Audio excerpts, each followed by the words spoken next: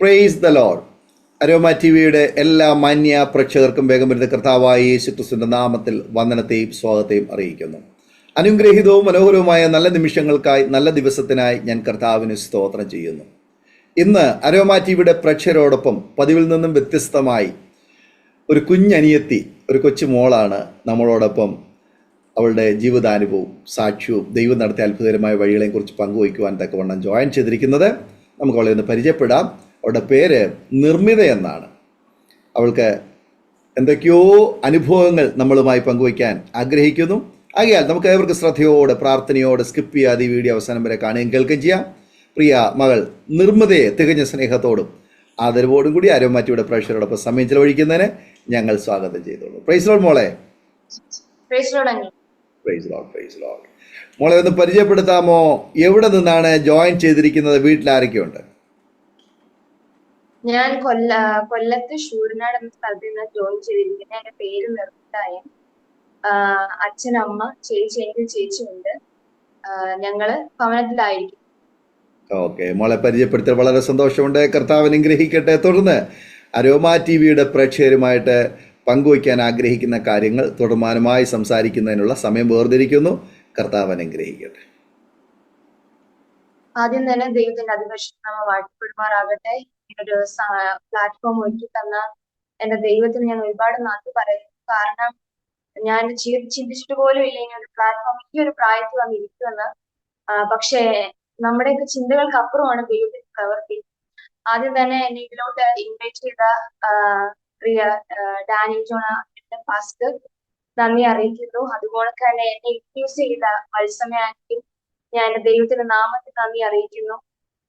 എന്നെ ശ്രമിക്കുന്ന എല്ലാ അരോമ ടി വി പ്രേക്ഷകർക്കും ദൈവത്തിന്റെ നാമത്തിൽ സ്വാഗതം ചെയ്യുന്നു.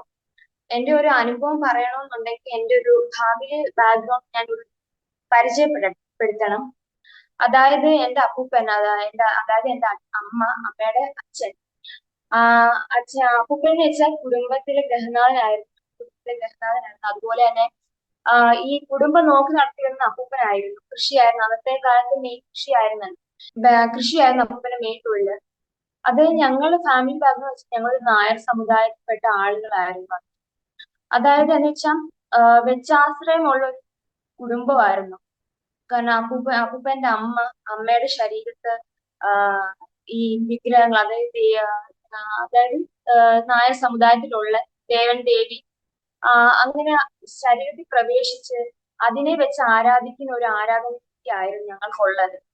അപ്പം എന്ത് വെച്ച് ആരാധിക്കുന്നുള്ളതെന്ന് വെച്ചാൽ രക്തരക്ഷസ് എന്ന് പറയുന്ന ഒരു ദേവിയെ വെച്ചായിരുന്നു അന്നത്തെ ആരാധന. അതായത് അന്ന് പറയുവാണെങ്കിൽ, കൂടുതൽ വിശദീകരിച്ച് പറയുവാണെങ്കിൽ, നിധിയും മറ്റു വെച്ചാശ്രയമുള്ള ഭയങ്കരമായിട്ടുള്ള കൊടിയമായിട്ടുള്ള ഒരു ആരാധന രീതിയായിരുന്നു അപ്പൂപ്പന്റെ ഒരു രീതി എന്ന് വെച്ചു. അപ്പം ആ സമയത്ത് അങ്ങനെ ആ ഒരു വെച്ചാശ്രയമുള്ള ഒരു ബാക്ക്ഗ്രൗണ്ട് ആയിരുന്നു അന്ന് ഞങ്ങളുടെ കുടുംബത്തിന്. പക്ഷെ പേരുകേട്ട കുടുംബമാണെന്ന് പറഞ്ഞാലും അവിടെ ഒരു അകത്തളങ്ങളിൽ സമാധാനം ഇല്ലാത്ത എന്റെ അന്തരീക്ഷമായിരുന്നു. അപ്പൊ എന്റെ അമ്മയുടെ ഇതൊക്കെ കാലഘട്ടത്തിൽ വെച്ചാൽ അവർ ചെറുതിലെ അവർ സ്കൂളിൽ പഠിക്കുന്ന സമയത്ത് വെച്ച് ഞങ്ങളുടെ കുടുംബക്ഷേത്രത്തിൽ വഞ്ചി പോയി 1 രൂപ തൊട്ട് അങ്ങനെ ഇട്ടിട്ട് അവർ പ്രാർത്ഥിക്കും. എന്ത് പ്രാർത്ഥന എന്ന് വെച്ചാല് വൈകിട്ട് വരുമ്പോ ഇവിടെ സമാധാനം കാണുക എന്നുള്ള രീതിയിലായിരുന്നു പ്രാർത്ഥിക്കുന്നത്. പക്ഷെ എന്നാൽ പോലും വൈകിട്ട് വരുമ്പോ അമ്മ കാണുന്ന വെച്ചാൽ അമ്മയുടെ അമ്മ രക്തത്തിൽ കുളിച്ച് നിൽക്കുന്ന ആ ഒരു സീനാ കാണുന്നത്. അപ്പൊ എത്രയൊക്കെ പ്രാർത്ഥിച്ചിട്ടും എന്താ കേൾക്കാതെ എന്നുള്ളൊരു ചിന്ത ഉണ്ടെങ്കിൽ പോലും ഒരു രക്ഷാമാർഗത്തിലോട്ടോ അല്ലെങ്കിൽ ഇത് സത്യമല്ല, ഈ ഒരു വിഗ്രഹം സത്യമല്ല എന്നുള്ള അമ്മയ്ക്ക് തിരിച്ചറിവില്ല. ആ സമയത്താണ് ഞങ്ങളുടെ അമ്മ 3 മക്കളാണ്. 3 മക്കൾ. എന്റെ വല്യമ്മച്ചി ആ സമയത്ത് എന്റെ വല്യമ്മച്ചി കൂടുതലും ഇതിനു വേണ്ടി പ്രാർത്ഥിക്കുകയും എടുക്കുകയും ചെയ്യുന്ന എന്റെ വല്യമ്മച്ചി മുഖാന്തരം എന്റെ അമ്മ വിശ്വാസത്തിലെത്തി. അപ്പം ആ സമയത്ത് വല്യമ്മച്ചി കൂടുതലും വിഗ്രഹങ്ങളെ സേവിക്കുകയും അങ്ങനെ പ്രാർത്ഥിക്കുകയും ചെയ്ത് ഇതിലോട്ട് ഒരു വിടുതൽ കിട്ടുന്നില്ല. അങ്ങനെ ഇരിക്കുന്ന സമയത്താണ് ചെറിയ പ്രായത്തിൽ തന്നെ എന്റെ വല്യമ്മച്ചി ഗുജറാത്തില് പോകേണ്ടി, ജോലി സംബന്ധമായിട്ട് ഗുജറാത്തിൽ പോയി കൊച്ചു പ്രായത്തിൽ തന്നെ. അവിടെ ആയിരിക്കുന്ന സമയത്ത് ഈ കത്തോലിക്ക ബാക്ക്ഗ്രൗണ്ടിൽ അവർ പ്രാർത്ഥിക്കുന്നതും അവരുടെ പ്രാർത്ഥനാ രീതി ഇത് കണ്ടപ്പം എന്റെ വല്യമ്മച്ചിക്ക് ഒരു എന്തെന്നില്ലാത്തൊരു സമാധാനം എന്റെ വല്യമ്മച്ചി കിട്ടാൻ തുടങ്ങി. അപ്പം അങ്ങനെ ആയപ്പോ എന്റെ വല്യമ്മച്ചി പതുക്കെ അതിലോട്ട് കത്തോലിക്ക ബാക്ക്ഗ്രൗണ്ടിൽ തന്നെ എന്റെ വല്യമ്മച്ചി പ്രാർത്ഥിക്കാൻ തുടങ്ങി. പ്രാർത്ഥിക്കാൻ തുടങ്ങി. പിന്നീട് വേറൊരാൾ മുഖാന്തരം പെന്തക്കോസ്ത് ബാക്ക്ഗ്രൗണ്ടിലോട്ട് എന്റെ വലിയമ്മച്ചി കൺവെർട്ടായി. അങ്ങനായി നാട്ടിൽ വരും, പ്രാർത്ഥിക്കും. അമ്മൂമ്മയ്ക്കൊക്കെ അറിയാം വലിയമ്മച്ചി പ്രാർത്ഥിക്കുന്നത്, അമ്മയ്ക്കും അറിയാം. പ്രാർത്ഥിച്ച് ഒരു ദിവസം ഇങ്ങനെ പ്രാർത്ഥിച്ച് ഇങ്ങനെ കടന്നു പൊക്കോണ്ടിരിക്കുന്നു നല്ല ആത്മീയതയിൽ, അതായത് അഭിഷേകത്തിൽ ഇങ്ങനെ കടന്നുകൊണ്ടിരിക്കുന്ന സമയത്താണ് എന്റെ അമ്മയ്ക്ക് വിവാഹാലോചന വന്നു. 18-ാമത്തെ വയസ്സിൽ തന്നെ വിവാഹാലോചന വരികയും എന്റെ അമ്മയുടെ കൂട്ടത്തിൽ തന്നെ എന്റെ വല്യമ്മച്ചിയുടെ വിവാഹം ഉറപ്പിക്കാൻ അവർ തീരുമാനിച്ചു. അന്നത്തെ ബാക്ക്ഗ്രൗണ്ട് എന്ന് വെച്ചാൽ ഞാൻ പറഞ്ഞല്ലോ, എന്റെ അപ്പൂപ്പൻ മെച്ചാശ്രയമുള്ള ഭയങ്കര കൊടിയ തീവ്രതയിൽ നിൽക്കുന്ന ആ സമയത്ത് എന്റെ വല്യമ്മച്ചിക്ക് എടുത്തു പറയാൻ പറ്റത്തില്ല ഞാനിങ്ങനെ ഒരു വിശ്വാസത്തിലാ, അല്ലെ ഞാനിങ്ങനെ ഒരു കർത്താവ്. അന്ന് എന്ന് വെച്ചാൽ ഇവിടെ എന്ന് വെച്ചാൽ കർത്താവ് എന്താന്ന് പോലും അറിയത്തില്ല, കാരണം ചുറ്റുമുള്ളത് ബന്ധുക്കളാണ്. ഇപ്പൊ തന്നെ ആയാലും പതുക്കെ പതുക്കെ അവർ അറിഞ്ഞു വരുന്നുള്ളൂ ഇത് എന്തോ. എന്നാൽ പോലും അവരുടെ വിചാരം നമ്മൾ ഇതിനകത്ത് ഇറങ്ങി കഴിഞ്ഞാൽ നമുക്ക് അനേക ഓപ്പർച്യൂണിറ്റി കിട്ടും, അമേരിക്കയിൽ പോകാം, കാനഡയിൽ പോകാം, അതേ അറിയത്തുള്ളൂ. എന്താണ് ദൈവം ഇതുവരെ ഇവിടെയുള്ള ആർക്കും അറിയില്ല. കാരണം വെച്ചാൽ ഇവിടെ അന്യജാതിക്കാർ താമസമില്ല, ഫുള്ള് ഈ ബാക്ക്ഗ്രൗണ്ടിൽ പെട്ടവരാണ്. അപ്പൊ അന്നത്തെ സമയത്ത് എന്റെ വല്യമ്മച്ചിക്ക് ഉറച്ച് ശബ്ദിക്കാൻ പറ്റത്തില്ല ഈ ദൈവത്തെ പറ്റി.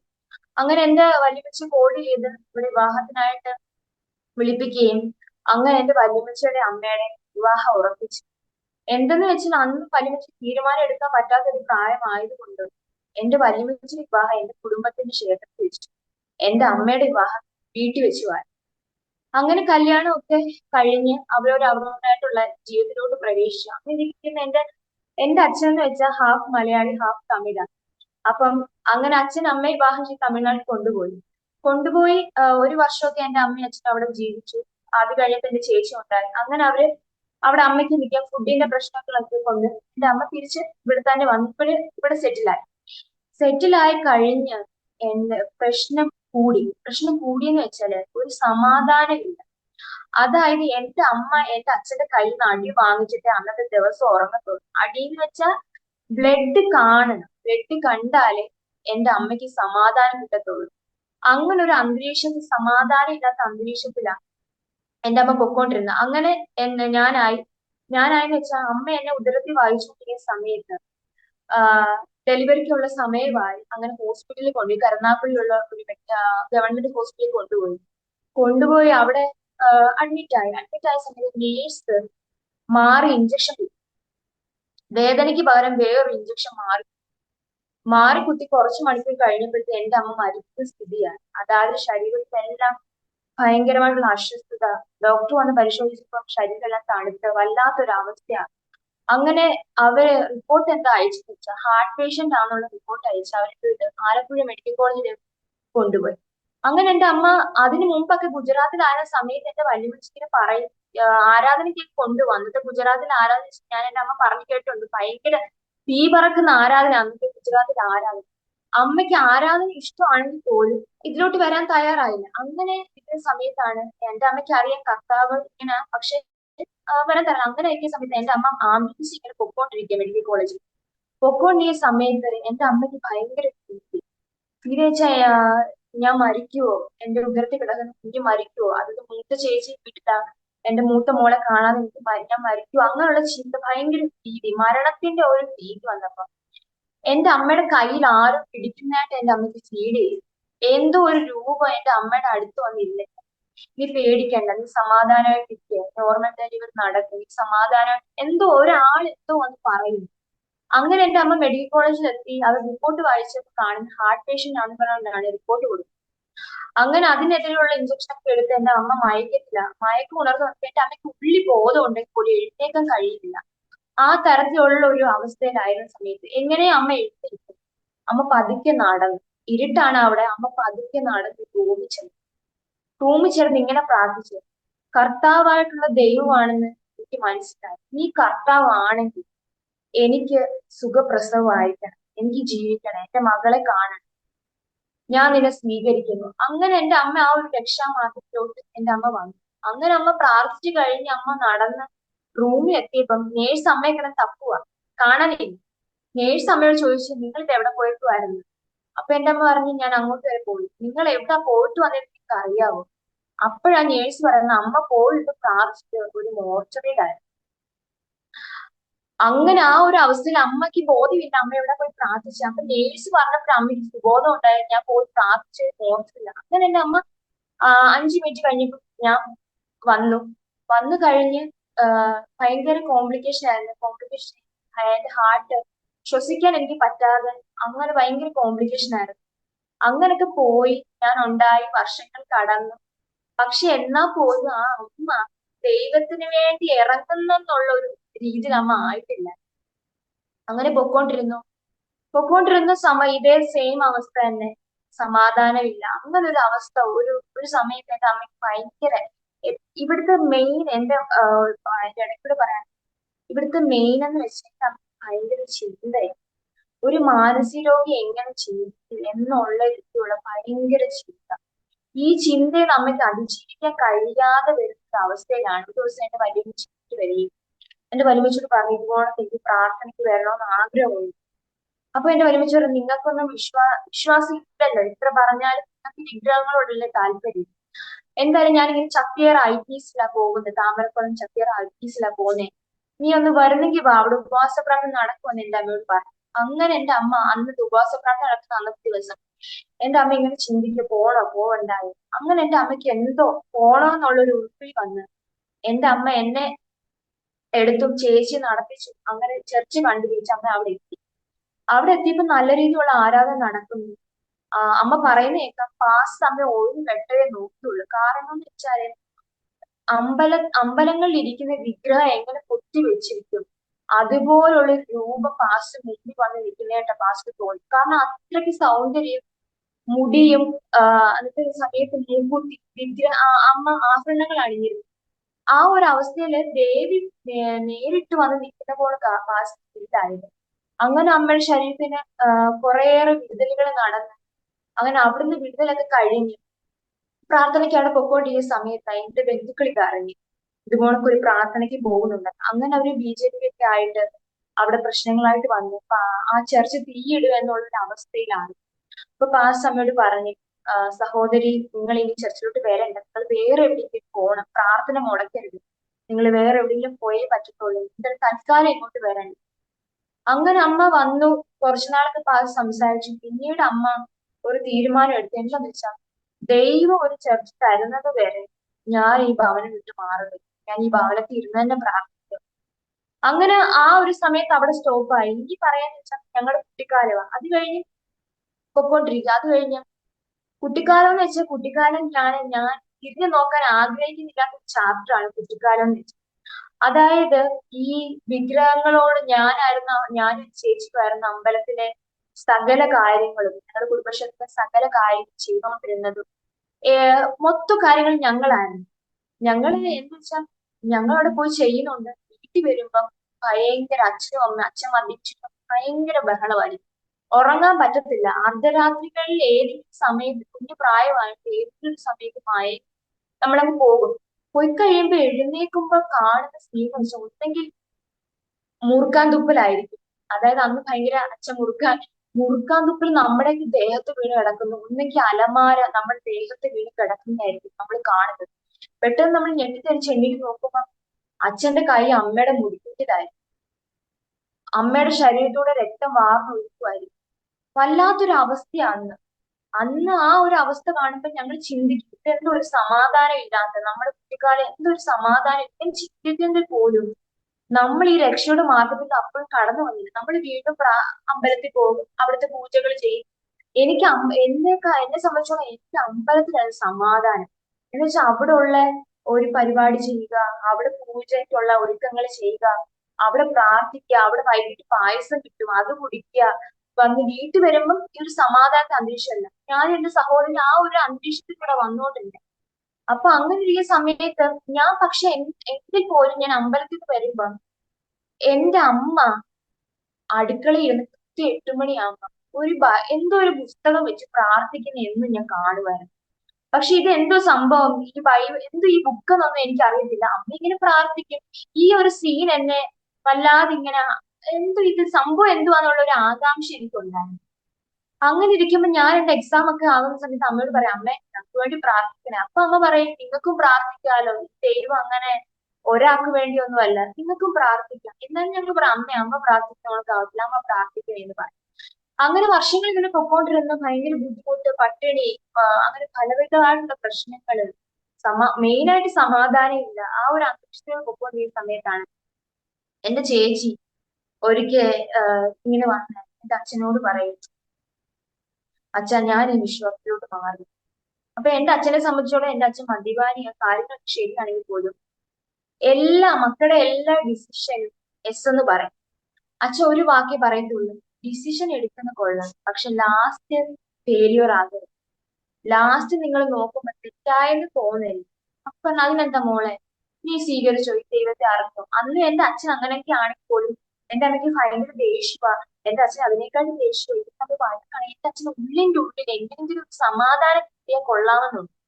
ആ ഒരു രീതിയിൽ എന്റെ ചേച്ചി, അപ്പം നമുക്ക് എല്ലാവർക്കും അറിയാം, കർത്താവ് എന്ന് പറയുമ്പം എല്ലാവരും മനസ്സിൽ ഒരു സമാധാനത്തിന്റെ അന്തരീക്ഷമായിരുന്നു. എന്റെ ചേച്ചി മക്കൾക്കെങ്കിലും സമാധാനം കിട്ടട്ടെ, അവരെങ്കിലും രക്ഷപ്പെടട്ടെ എന്നുള്ള രീതിയിൽ എന്റെ ചേച്ചി പറഞ്ഞു, പൊക്കോ, കുഴപ്പമില്ല, നീ സ്വീകരിക്കുന്നതിന് കുഴപ്പമില്ല. അങ്ങനെ എന്റെ ചേച്ചി ഈ വിശ്വാസത്തിലോട്ട് വരാൻ കാരണം വെച്ചാൽ ഈ ഒരു സമാധാനത്തിന്റെ കീഴിലൊരു അന്തരീക്ഷവും, ചെറുപ്പകാലത്ത് എന്റെ വലിയമ്മച്ചി ഓരോ പ്രാർത്ഥനാലയത്തിൽ കൊണ്ടുപോയി പോലും അവിടെ കാണിച്ച ഭൂതത്തെ ഇറക്കുന്ന ആ ഒരു ശുശ്രൂഷ കാണുന്നു. എന്റെ ചേച്ചിക്ക് അന്ന് മുതലേ കർത്താവ് എന്ന് പറയുമ്പോൾ ഒരു ഭീതിയാണ്. കാരണം ഈ ഒരു അവസ്ഥ കുഞ്ഞു പ്രാർത്ഥന കാണുന്ന ചേച്ചി ഭീതിയാ. എല്ലായിടത്തും ഭീതി, ഉറങ്ങാൻ ഭയവാ. ഈ രൂപങ്ങളെ കാണുന്ന അന്ന് നടന്ന കാര്യങ്ങളൊക്കെ ഓർമ്മയുണ്ട്. അങ്ങനെ ഇരിക്കുമ്പോ എന്റെ ചേച്ചി 10 കഴിഞ്ഞ് പ്ലസ് വണ്ണിലോട്ട് അഡ്മിഷൻ വെച്ചാൽ പത്തനംതിട്ടയിൽ കിട്ടിയത്. അപ്പൊ എന്റെ ചേച്ചിക്ക് യാത്ര ചെയ്യാൻ ഭയങ്കര താല്പര്യം. ചേച്ചി പറഞ്ഞു, ഞാൻ പത്തനംതിട്ട വരെ പോയി പഠിച്ചോളാം. അങ്ങനെ ഈ ലോങ് ഡിസ്റ്റൻസ് ഉള്ള യാത്രയാണ് എന്റെ ചേച്ചി ചിന്തിക്കുന്ന മറ്റൊന്നുമല്ല, ജീവിതത്തിന്റെ, അതായത് ഞങ്ങളുടെ ഈ ജീവിതം എന്തായി തീരും, ഒരു സമാധാനം ഇല്ലല്ലോ. അമ്മ പറയുന്ന കാര്യം, അമ്മ ദേഷ്യപ്പെടുന്ന കാര്യങ്ങൾ, വഴക്ക്, പ്രശ്നങ്ങൾ, അതൊക്കെ എന്റെ ചേച്ചിക്ക് ഓർമ്മ വരും. അങ്ങനെ ഇങ്ങനെ എന്റെ ചേച്ചി ഇങ്ങനെ പോയി എന്റെ ചേച്ചിയുടെ ക്ലാസ്മേറ്റ് അനീഷ എന്ന് പറയുന്ന ഒരു ചേച്ചി മുഖാന്തരം കർത്താവിനെ പറ്റി ആ ചേച്ചി ഇങ്ങനെ പറയുമായിരുന്നു. ഇടി ദൈവത്തെ സമാധാനം ഉണ്ടാകും, പ്രാർത്ഥിക്കുക. അങ്ങനെ എന്റെ ചേച്ചിക്ക് ഉള്ളിലൊരു ഈ ഒരു കാര്യമുണ്ട്. അങ്ങനെ എന്റെ ചേച്ചി യാത്രകളിൽ എന്തോ എന്റെ അമ്മയുടെ ചെറിയൊരു ബൈബിളാണ്. അപ്പൊ അതിനകത്ത് ഒരു പേജ് ചേച്ചി അമ്മ കാണാതെ കട്ടെടുത്തിട്ട് ബാഗിനകത്ത് വെക്കും. ബാഗിനകത്ത് വെച്ചിട്ട് യാത്രാ സമയങ്ങൾ ആരും, ഞങ്ങൾക്കൊന്നും അറിയത്തില്ല ബൈബിൾ കയ്യിലുണ്ട്, ആരും കാണാതെ ആ ബൈബിൾ എടുത്ത് വായിക്കും. വായിച്ചെന്റെ ചേച്ചിക്ക് എന്തോ ഒരു സമാധാനം കിട്ടുന്ന ഒരു അന്തരീക്ഷം എന്റെ ചേച്ചിക്ക് ഉണ്ടായി. സമാധാനത്തിന്റെ ഒരു ഫീലിംഗ് എന്റെ ചേച്ചിക്ക് അനുഭവപ്പെടാൻ തുടങ്ങി. അങ്ങനെ എന്റെ ചേച്ചി ഇതിലോട്ട് പതുക്കെ പതുക്കെ ദൈവത്തിലോട്ട്, വിശ്വാസത്തിലോട്ട് വരുന്നത്. അങ്ങനെ ഈ സമയത്ത് പിന്നീട് എന്റെ ചേച്ചി വിശ്വാസത്തിലായല്ലോ. പിന്നീട് വെച്ചാൽ ഞാനും എന്റെ അച്ഛനും ഉള്ളൂ ജാതികളായിട്ട്. ഞങ്ങൾ അന്നും പറയും, ഞങ്ങളെ രക്ഷപ്പെടത്തുള്ളൂ, ഇവരെന്തോ വേറെ എന്തോ ഒരു നാശത്തിലോട്ടാ പോകുന്നത്. ഞാനും എന്റെ അച്ഛനും ഭയങ്കര കൂട്ടാണ്. അമ്മയും ചേച്ചി ഒരു കെട്ട്, ഞാനും എന്റെ അച്ഛനും. അപ്പൊ ഞാനും എന്റെ അച്ഛനും അമ്പലങ്ങളിൽ പോകുന്നത്, ഞങ്ങൾ പൂജകൾ ചെയ്യും. പിന്നെ എന്റെ അച്ഛൻ എന്തത്, ഞാനോട് പോകാതിരിക്കാൻ വേണ്ടി എന്റെ അച്ഛൻ എന്നെ തന്നെ ചേർത്ത് പിടിച്ചു. അങ്ങനെ എന്റെ ചേച്ചി ഒരു സമയത്ത് അങ്ങനെ +2 അഡ്മിഷൻ കഴിഞ്ഞ്, +2 കഴിഞ്ഞ് എക്സാം ഒക്കെ കഴിഞ്ഞ് എന്റെ ചേച്ചി എടുത്ത് പാരാമെഡിക്കൽ കോഴ്സ് പഠിക്കാൻ ആഗ്രഹിച്ചു. അങ്ങനെ ആ ഒരു സമയത്ത് നമ്മുടെ പ്രളയമൊക്കെ വന്ന കാരണം അഡ്മിഷനൊക്കെ തുടങ്ങിയ കാരണം ചേച്ചി പത്രത്തിൽ കണ്ട് ബാംഗ്ലൂർ നേഴ്സിംഗിന് വേണ്ടി ഒരു അഡ്മിഷന് വേണ്ടി ഒരാളെ കാണാൻ പോയി, ഏജന്റിനെ കാണാൻ പോയി. പോകേണ്ട സ്ഥലത്തല്ല പോയി, ഒരു ബന്ധക്കോസ് ഒരു ഏജന്റ് എടുത്താ പോയത്. അങ്ങനെ അതുവഴി ബാംഗ്ലൂർ അഡ്മിഷൻ പോകുന്നു, കോളേജിൽ പോകുന്നു. അങ്ങനെ ഓരോ കാര്യങ്ങൾ അങ്ങനെ ചെയ്യാൻ തുടങ്ങി, പഠിക്കാൻ തുടങ്ങുന്നു. അങ്ങനെ 2ാമത്തെ വർഷം ചേച്ചി വരുന്ന സമയത്ത്, അതിനു മുമ്പ് ഞങ്ങളുടെ തൊട്ടപ്പുറത്തെ വീട് ഞങ്ങളുടെ കുടുംബ വീട്, അത് എന്റെ വലിയമ്മച്ചി വിറ്റ് ഒരു വാടകക്കാർ അവിടെ താമസിക്കുന്നത്. ആ ഒരു കുടുംബം വെച്ച് ഭയങ്കര കള്ളുകൂടി, അതായത് മദ്യപാനത്തിന്റെ ഒരു അവസ്ഥയിൽ ഞങ്ങളുടെ വീടൊക്കെ കയറി ആക്രമിക്കാൻ വന്ന സമയത്ത് എന്റെ അമ്മ അന്ന് പ്രാർത്ഥിച്ചു, ദൈവമേ ഇവിടെ ഈ ദേശത്ത് ഒരു ബന്ധക്കോസുകാരെ അങ്ങ് അയക്കണം. കാരണം വെച്ചാൽ എന്റെ അമ്മ പ്രാർത്ഥിക്കുന്നുണ്ടെങ്കിൽ എന്റെ അമ്മയ്ക്ക് വിശ്വാസം ഇല്ല. കാരണം വെച്ചാൽ ദേശം അങ്ങനെ ഒരു ദേശം, ഇവിടെ ഒരു അന്യജാതിക്കാരി വന്ന് താമസിക്കാൻ ഇവിടെ ആരും സമ്മതിക്കത്തില്ല. അങ്ങനെ ഇരിക്കുന്ന സമയത്ത് എന്റെ അമ്മ പ്രാർത്ഥിച്ചെങ്കിൽ പോലും ദൈവത്തിന്റെ അത്ഭുതം എന്ന് പറയുന്നത് അവർ ബന്ധുക്കോസരും താമസിച്ചു. അവര് താമസിച്ച് 6 വർഷം താമസിച്ച് അവർ പോയി കഴിഞ്ഞാൽ ഒരു 2 വർഷത്തേക്ക് അവർ വീണ്ടും വന്നു. സാധാരണ ഒരു വാടക വീട്ടിൽ വന്നു കഴിഞ്ഞാൽ പിന്നീട് തിരിച്ചൊരു വരുന്ന ഒരു സംഭവം ഉണ്ടാകത്തില്ല. പക്ഷെ ദൈവത്തിന്റെ ഒരു പ്രവൃത്തി നടക്കുന്നതുകൊണ്ട് അവരവിടെ വീണ്ടും വന്ന് അവരിങ്ങനെ അപ്പൊ അവിടുത്തെ ആന്റി ഇങ്ങനെ പ്രാർത്ഥിച്ച ഒരു ചർച്ചിൽ പോകുന്നുണ്ട്. അപ്പൊ ചേച്ചി നാട്ടിലെ ലീവിന് വന്നു. അപ്പം സ്നാനപ്പെട്ടിട്ടില്ല ചേച്ചി. സ്നാനപ്പെടണമെന്നുള്ള ആഗ്രഹമുണ്ട്. അങ്ങനെ ഈ ആന്റി പറഞ്ഞു, മോളെ ഞാൻ ഇന്നിട്ട് ചർച്ചിൽ പോകുന്നുണ്ട്, മോക്ക് വേണമെങ്കിൽ വാ പ്രാർത്ഥന. അപ്പൊ അമ്മയോട് ചോദിച്ചു, പെർമിഷൻ ചോദിച്ചപ്പോ അമ്മ പറഞ്ഞു എന്തായാലും പ്രാർത്ഥിക്കല്ലേ പോ എന്ന് പറഞ്ഞ. അങ്ങനെ എന്റെ ചേച്ചി അവിടെ തന്നെ സ്നാനപ്പെടാനുള്ള തീരുമാനങ്ങളൊക്കെ ആയി. അപ്പൊ ഞാൻ +1 അങ്ങനെ എനിക്ക് ക്യാമ്പ് നടക്കുന്ന സമയമാണ്. അങ്ങനെ ക്യാമ്പ് ഒക്കെ കഴിഞ്ഞ് ഞാനും ചേച്ചിയുടെ സ്നാനത്തിന് വേണ്ടി പോയി. 2-3 ദിവസം മുമ്പേ പോയി കഴിഞ്ഞ് അവിടെ സ്നാനം നാളെയാണെങ്കിൽ സ്നാനത്തിന്റെ ക്ലാസ് ആണ്. സ്നാനത്തിന്റെ ക്ലാസ് നടന്നപ്പോ ഞാനും ഉണ്ട്. അപ്പം പാസ് ഇങ്ങനെ ഓരോ കാര്യങ്ങൾ ദൈവത്തിന് വന്നതിനെ പറ്റി ഇങ്ങനെ പറഞ്ഞുകൊണ്ടിരിക്കുക, കാര്യങ്ങളൊക്കെ ചെയ്തോണ്ടിരിക്കുക. പക്ഷേ പാസ് പറയുന്നതിന്റെ ഇടയ്ക്ക് ഒരു കാര്യം എന്ന് പറഞ്ഞു, നിങ്ങള് നാളെ മുതൽ സ്നാനപ്പെട്ട് കഴിയും പുതിയൊരു വ്യക്തിയാവും. ഇതെന്നെ ഭയങ്കരമായിട്ട് സ്ട്രൈക്ക് ചെയ്യാൻ തുടങ്ങി. ഈ പുതിയ വ്യക്തി എന്നുള്ളത് മറ്റു കാര്യങ്ങളൊന്നും എനിക്ക് വന്നില്ല. ഈ പാസ് എന്തോ പറയുന്നത് പോലും എനിക്ക് ഓർമ്മില്ല. പക്ഷെ ഈ പുതിയ വ്യക്തി ആകുക എന്നുള്ള കാര്യത്തിൽ ഭയങ്കരമായിട്ട് സ്ട്രൈക്ക് ചെയ്യാൻ വെച്ചാൽ, പണ്ട് മുതലേ എല്ലാവരും എന്നെ കാണുന്ന വെച്ചാൽ, എനിക്ക് ഒരുപാട് ആടുണ്ട് ഞങ്ങൾ ആടിനെ കൊണ്ട് ഉപജീവിച്ച് പോകുന്നു. ബിസിനസ്സായാലും കാര്യങ്ങളായാലും എല്ലാം പോകുന്ന ഇഷ്ടംപോലെ ആടുണ്ട്. ആടിനെ വളർത്തുന്ന ഒരാള് ഞാൻ. അപ്പം അങ്ങനെ ആയോണ്ട് കുട്ടിക്കാലം മുതലേ എനിക്ക് തന്നെ തോന്നി തുടങ്ങി ഞാനൊരു എന്താ പറയുന്ന മന്ദബുദ്ധിയാണോ. കാരണം അങ്ങനെയുള്ള സംസാരങ്ങളൊക്കെ കേട്ടിട്ടുണ്ട്. അപ്പൊ എനിക്ക് തന്നെ തോന്നി എന്റെ ഈ ഒരു വ്യക്തി കൊള്ളത്തില്ല, അതായത് മന്ദബുദ്ധിയാ, ഒന്നിനും ഒരു കഴിവില്ലാത്തവളായിട്ടാണ് ഞാൻ ഈ ആടിനെ ഇങ്ങനെ നോക്കുന്നത്. അപ്പൊ അങ്ങനെയുള്ള ഒരു സംഭവം എന്റെ മനസ്സിൽ ഉണ്ടായോണ്ട് എനിക്ക് അന്ന് മുതലേ എന്നോട് തന്നെ ഒരു ഭാവമായിരുന്നു. എന്നെ കൊണ്ട് ഒന്നിനും കഴിയില്ല, എന്നെ കൊണ്ട് ഒന്നിനും കൊള്ളത്തില്ല. ഞാൻ അന്ന് ഞാൻ പറയുമായിരുന്നു, വിഗ്രഹങ്ങളോട് പറയായിരുന്നു, എന്താ ഞാൻ ഇങ്ങനെ ആയി പോയത്, എന്താ കണ്ടില്ലേ എന്റെ ജോലി തന്നെ ആടിനെ നോക്കുക. രാവിലെ എഴുന്നേക്കുക, ആടിന്റെ കാര്യങ്ങൾ നോക്കുക, ആടിന്റെ അടുത്ത് ക്ലീൻ ആക്കുക, ആടിനെ പരിപാലിക്കുക. ഇത് തന്നെ ആയതുകൊണ്ട് എനിക്ക് തന്നെ ഒരു മടുക്കുന്ന എന്റെ ഒരു ജീവിതം. അപ്പൊ ഈ ഒരു വാക്ക് കേട്ടപ്പോ എനിക്ക് എന്താ തോന്നിച്ചു, ഞാൻ പുതിയ നിർമ്മിതയാവും, എനിക്ക് പുതിയ നിർമ്മിത ആകാൻ കഴിയും. ഞാൻ ഈ സ്നാനപ്പെട്ട ഈ നിർമ്മിതമായ എന്തൊക്കെയോ കഴിവുള്ള ഒരു വ്യക്തിയായി. അപ്പം അതിന്റെ അങ്ങനെ പൊയ്ക്കൊണ്ടിരിക്കുന്ന 16 വയസ്സുണ്ട് എനിക്ക്.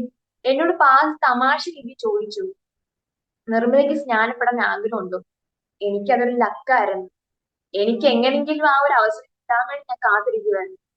ഞാൻ പറഞ്ഞു, ഞാൻ ചെയ്യാം, എനിക്ക് സ്നാനപ്പെടണം എന്ന് പറഞ്ഞു. അപ്പം അപ്പോഴത്തേനും അവിടെ ഇരുന്ന ആന്റിമാരും അവിടെ ഇരുന്ന എല്ലാം എതിർത്ത്. കാരണം ഞാനൊരു എന്റെ ഒരു ക്യാരക്ടർ എന്ന് വെച്ചാല്, ആരെങ്കിലും എന്താടാ ചോദിച്ചാൽ എന്താടാന്ന് ഞാൻ ചോദിക്കും.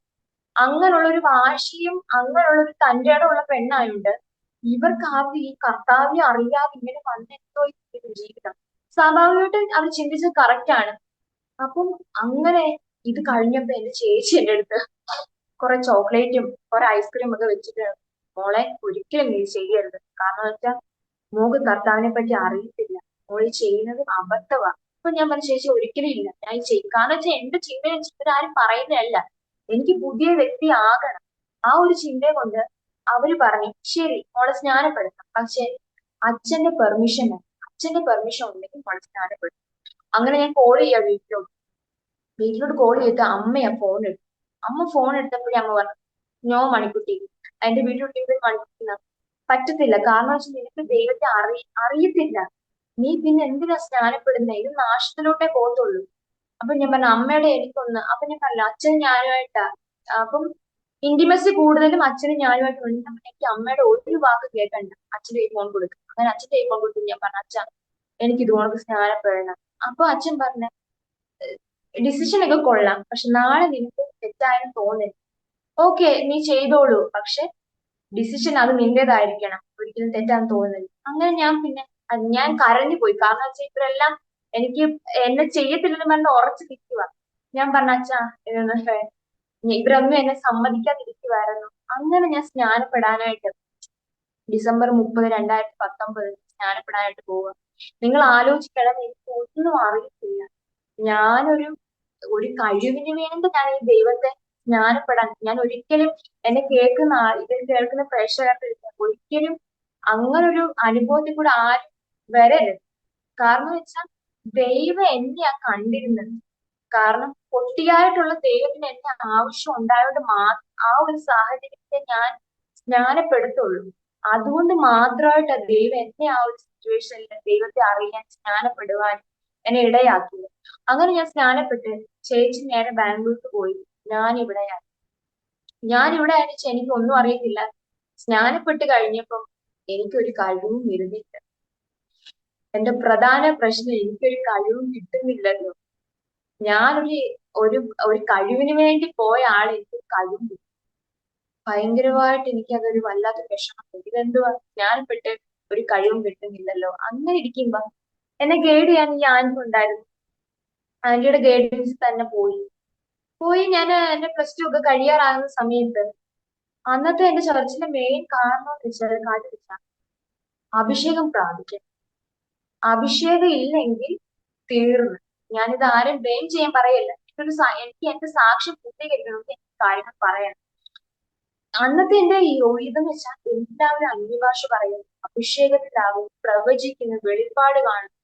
അപ്പൊ എന്തു ചെയ്യും? എനിക്ക് ഒരു മെയിൻ ആളാകണം. പിന്നീട് എന്റെ കഴിവ് മാറി എനിക്കൊരു മെയിൻ ആളാകണം. ഈ അഭിഷേകം എനിക്ക് കിട്ടണം. ഈ ഒരു വെളിപ്പാട് എനിക്ക് കിട്ടണം. ആ ഒരു രീതിയിൽ എന്റെ മൈൻഡ് പോകുന്നത്. എങ്ങനെ കഷ്ടപ്പെട്ട് എനിക്ക് ഈ അഭിഷേകം എങ്ങനെ പ്രാപിക്കും? പിന്നീട് എന്റെ മെയിൻ എയിം എന്ന് വെച്ചിട്ട് ഒരു സംഭവമാണ്. അങ്ങനെ ഞാൻ ഉപവസിക്കാൻ തുടങ്ങി. ഒരു വർഷം, ഒരു മാസം ഞാൻ 7 ദിവസം പോയി ഉപവസിച്ച് ഞാൻ കഷ്ടപ്പെട്ട് അഭിഷേകം പ്രാപിച്ചു.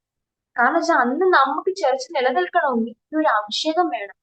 നമ്മൾ അഭിഷേകം അന്യഭാഷ പറയണം. പറഞ്ഞില്ലെങ്കിൽ നമുക്ക് അവിടെ ഒരു സ്ഥാനവും ഇല്ല. ആ ഒരു കാഴ്ചപ്പാടുണ്ട്. എനിക്ക് ദൈവത്തെ ഒന്നും അറിയണ്ട, ദൈവം എന്താണെന്ന് പോലും എനിക്ക് അറിയണ്ട. പക്ഷെ എനിക്ക് കഴിവ് എന്തായാലും എനിക്ക് വേണം. ഈ പ്രവചന വരെ എനിക്ക് എന്തായാലും വേണം. അങ്ങനെ ഞാൻ അതിനോട്ടുള്ള പരിശ്രമം. എനിക്ക് അഭിഷേകം കിട്ടി. അഭിഷേകം കിട്ടി ഞാൻ ഇങ്ങനെ പൊക്കോണ്ടിരിക്കുക. ചേച്ചിയും അവിടെ, അപ്പൊ ചേച്ചിക്ക് അവിടെ കടിഞ്ഞാട്ടുള്ള പ്രശ്നങ്ങളായി, ഹെൽത്ത് ഇഷ്യൂ ആയി, ആസ്മയായി, അങ്ങനെ ഭയങ്കരമായിട്ടുള്ള അവസ്ഥയെ കൊണ്ട് പോയിരിക്കുക. അതിന്റെ ഇടയ്ക്ക് വെച്ച് എന്റെ ചേച്ചി ഇതിന്റെ ഇടയ്ക്ക് പറയണുണ്ട്, എന്റെ ചേച്ചിക്ക് ഫീസ് ഞങ്ങൾ ഒരുപാട്, എന്റെ അമ്മ അടുക്കള പണിക്ക് പോയ എന്റെ അമ്മ ചേച്ചി പഠിപ്പിച്ചത്. കാരണം അത്രയേറെ കഷ്ടപ്പെട്ട് എന്റെ അമ്മ എന്റെ ചേച്ചിക്ക് വേണ്ടി എന്റെ അമ്മ കഷ്ടപ്പെട്ടു. ഓരോ അടുക്കള, എന്റെ അമ്മയുടെ ഫ്രണ്ടിന്റെ വീട്ടിൽ വരെ ആ ഒരു അവസ്ഥ ആർക്കും ചിന്തിക്കാൻ പോലും കഴിയത്തില്ല. എന്റെ അമ്മയുടെ കൂടെ പഠിച്ച ഫ്രണ്ടിന്റെ വീട്ടിൽ എന്റെ അമ്മ ജോലി പോയി. ആ ഒരു അവസ്ഥയിൽ എന്റെ രക്ഷിക്കണം, ജീവിതം എങ്ങനെ രക്ഷപ്പെടണം. എന്റെ അമ്മ എന്റെ ചേച്ചിക്ക് വേണ്ടി കഷ്ടപ്പെടുക, ഞാൻ ആടിനെ വളർത്തുക, അതിന്റെ അകത്തൊന്നും പൈസ ഉണ്ടെങ്കിൽ ചേച്ചിക്ക് അയച്ചു കൊടുക്കും. എന്റെ ചേച്ചിക്ക് 4 ഡ്രസ്സേ ഉള്ളൂ അവിടെ ഇടാൻ. നിങ്ങളൊന്ന് ആലോചിക്കണം. ഭയങ്കര ഇന്റർനാഷണൽ കോളേജ്, ഭയങ്കര, അതായത് സാമ്പത്തിക നിറഞ്ഞ ആൾക്കാർ വരുന്ന, ഒന്നുകിൽ ചുറ്റി പറഞ്ഞ VIP വരുന്ന ഒരു കോളേജ്. അവിടെ ദൈവം എന്റെ ചേച്ചി അയച്ചു. ഒരുപാട് കഷ്ടപ്പാടുകൾ. അതായത് 4 ഡ്രസ്സ്. എന്റെ ചേച്ചി ഇച്ചിരി വണ്ണമുള്ള ആളാണ്. ഒരുപാട് കഷ്ടം. പേസ്റ്റ് വരെ ഇല്ലാതെ, പേസ്റ്റിന്റെ ആ ഭാഗം കീറി അതിനകത്തുനിന്ന് എടുത്ത്, സോപ്പില്ലാതെ, ഡ്രസ് ഇല്ലാതെ, ഒരുപാട് പുസ്തകം വാങ്ങിയ പൈസ ഇല്ലാതെ വൈകുന്നോളം ലൈബ്രറി പോയി ഇത് പഠിച്ച് അധ്വാനിച്ച് കഷ്ടപ്പെട്ട് കൂടിരിക്കുന്ന പിള്ളേർ പറയും, നിവേദയ്ക്ക് എപ്പോഴും ഈ 4 ഡ്രസ്സേ ഉള്ളൂ, ഇത് എന്തുവാ, ഈ പിച്ചക്കാരിയാണ്. അങ്ങനെ വരെ ഭയങ്കരമായിട്ടുള്ള വാക്കുകൾ എന്റെ ചേച്ചി ദൈവത്തെ പ്രത്യാശ വെച്ചു. കാരണം ദൈവം രക്ഷപ്പെട്ടു. അത് ഒരുപാട് ഞങ്ങൾ കുട്ടിക്കാലത്തായാലും ഞങ്ങൾ ജീവിതത്തിന്റെ ഫ്യൂച്ചറിന്റെ കാര്യത്തിലായാലും ഒരുപാട് കഷ്ടപ്പെട്ടിട്ടുണ്ട്. ആ കഷ്ടപ്പാടിന്റെ അവസ്ഥയിലെല്ലാം ദൈവം ഞങ്ങളുടെ കൂടെ ഉണ്ടായിരുന്നു. പക്ഷെ എങ്കിൽ പോലും എന്റെ ചേച്ചി ആ സമയത്ത് ഗൈഡ് ചെയ്യാൻ ആരും ഇല്ലായിരുന്നു. സ്നാനപ്പെട്ട് നേരെ പോകുന്നത് കോളേജിലോട്ടാണ്. ഈ നമ്മൾ എല്ലാവരോടും പറയും സ്നാനപ്പെടുന്നു, പക്ഷെ അങ്ങനെ പറയരുത്. സ്നാനപ്പെട്ടതിന് ശേഷമുള്ള ജീവിതത്തെ പറ്റി, വരാൻ പോകുന്ന കഷ്ടപ്പാടുകളെ പറ്റി സത്യം പറഞ്ഞാൽ ഞാൻ എപ്പോഴും പറയാൻ വെച്ചാൽ എന്റെ ജീവിതത്തിൽ ഞാൻ പഠിച്ചൊരു കാര്യമുണ്ട്. നമ്മൾ യഥാർത്ഥ രീതിയിൽ നമ്മൾ അറിയണം. പലരും ഞാൻ കണ്ടിട്ടുണ്ട്, പലരും ദൈവത്തെ അറിയിപ്പിച്ചു സ്വർഗത്തിൽ ഇരിക്കുന്ന എന്തോ ഒരു സംഭവം, നമ്മൾ എന്തോ പ്രാർത്ഥിക്കുന്ന സ്വർഗത്തിൽ ഒരാളിരിക്കുന്നു, ആള് ഉത്തരം തരുന്നു, വിടുതൽ തരുന്നു. അങ്ങനെയുള്ള രീതിയിലാണ് പലരും എന്റെ അനുഭവത്തിൽ ഞാൻ കണ്ടിട്ടുണ്ട്. പക്ഷെ അങ്ങനെയുള്ള രീതിയല്ല. ഒരു വ്യക്തിയാണ് ദൈവം. ദൈവത്തിന് ഫീലിങ്സ് ഉണ്ട്. നമ്മളൊരു വ്യക്തി, അതായത് ഭാര്യമാര് പരാതിയെ ഭർത്താവ് തന്നെ സ്നേഹിക്കുന്നില്ലെന്ന്, ഭർത്താവ് തന്നെ വിളിക്കുന്നില്ലെന്ന്, ആ ഒരു രീതിയിലുള്ള അനുഭവം ദൈവത്തിനുണ്ട്. തന്റെ മക്കളെ തന്നെ സ്നേഹിക്കുന്നില്ല. ഇന്നെന്താ അവള് പ്രാർത്ഥിക്കാൻ വരാനത്, ഇന്നെന്താ അവള് വചനം വായിക്കാത്തത്. നമ്മൾ ഫോൺ യൂസ് ചെയ്യുമ്പോൾ ദൈവം ഇത്രയധികം ഇന്നത്തെ തലമുറ വെച്ച് ഒരുപാട് ഫോൺ യൂസ്, അപ്പം അതിന് സമയമുണ്ട്, പക്ഷെ പ്രാർത്ഥിക്കാൻ നമുക്ക് സമയമില്ല. ആ ഒരു ഫീലിംഗ് ദൈവത്തിനുമുണ്ട്. ആ രീതിയിലുള്ള കാഴ്ചപ്പാടിൽ നമ്മൾ എത്തണം. നമ്മൾ വചനം അറിയണം. കൃപ നമുക്ക് ഉണ്ട്. അത് താൽക്കാലികമാ. പക്ഷെ ദൈവമായിട്ടുള്ള ബന്ധവും വചനവും അത് നിത്യത വരെ നമ്മളെ സഹായിക്കുന്ന, അതായത് കൊണ്ടുപോകുന്ന ഒരു ഘടനയാണ്. അപ്പം ഈ ഒരു സംഭവം ഒന്നും എനിക്കും അറിയത്തില്ല, എന്റെ ചേച്ചിക്കും അറിയാം. ഞങ്ങളെ കേട് ചെയ്ത് പറയുന്നത് എന്ത് പറയും? അഭിഷേകം, കൃപ, ഇതിലായിരുന്നു ഞങ്ങൾ ഫോക്കസ്. അങ്ങനെ ഞാന് ആ ആന്റിയുടെ ഗൈഡൻസ് ആയിരുന്നു പൊക്കോണ്ടിരുന്ന പല ബന്ധങ്ങളും എനിക്കുണ്ടായിരുന്നു. പക്ഷെ ഞാൻ പറയട്ടെ, പല ബന്ധങ്ങള്, ചർച്ചിലെ പല ബന്ധങ്ങളുണ്ടെങ്കിൽ എന്റെ അമ്മയുടെ വാക്ക് ഞാൻ കേൾക്കത്തില്ല. എന്റെ അമ്മ എനിക്ക് ഇഷ്ടമല്ല. കാരണം വെച്ചാൽ എന്റെ അമ്മ പറയുന്നത് ഞാൻ അംഗീകരിക്കത്തില്ല. എന്റെ അമ്മ വിശ്വസിച്ചാണെങ്കിൽ പോലും, വചനം അറിയാമെങ്കിൽ പോലും അത്ര തീവ്രതയിലുള്ള അനുഭവസ്ഥയല്ല. അതായത് അത്ര തീവ്രതയുള്ള പ്രാർത്ഥിക്കുന്ന ഒരാളല്ല. അപ്പൊ എന്റെ അമ്മയെക്കാളും ഞാൻ ഉപരി സ്നേഹിക്കുന്ന മറ്റുള്ളവർ, പ്രാർത്ഥനയ്ക്ക് എന്നെ ഗൈഡ് ചെയ്യുന്ന ആൾക്കാരെ ഞാൻ സ്നേഹിച്ചോണ്ടിരുന്നു. അപ്പൊ എന്റെ അമ്മ പറയുന്നതൊന്നും ഞാൻ കേൾക്കാറില്ല. എന്റെ അമ്മ ഞാൻ ഉച്ചത്തില്ല കണ്ടോണ്ടിരുന്നു. അതിന്റെ അപ്പം എന്റെ ചേച്ചി അവിടെ കിടന്ന് കഷ്ടപ്പെടുന്നു, ഞാൻ ഇങ്ങനെ പൊക്കോണ്ടിരിക്കുന്നു. അപ്പൊ എന്റെ ഇതെന്ന് വെച്ചാല് അഭിഷേകം, ഇത് അങ്ങനെ ഞാനത് പ്രാപിച്ച് ഞാനിങ്ങനെ പൊക്കോണ്ടിരിക്കുന്ന സമയത്ത് എന്റെ ചേച്ചി നാട്ടിൽ ലീവിന് വന്നു.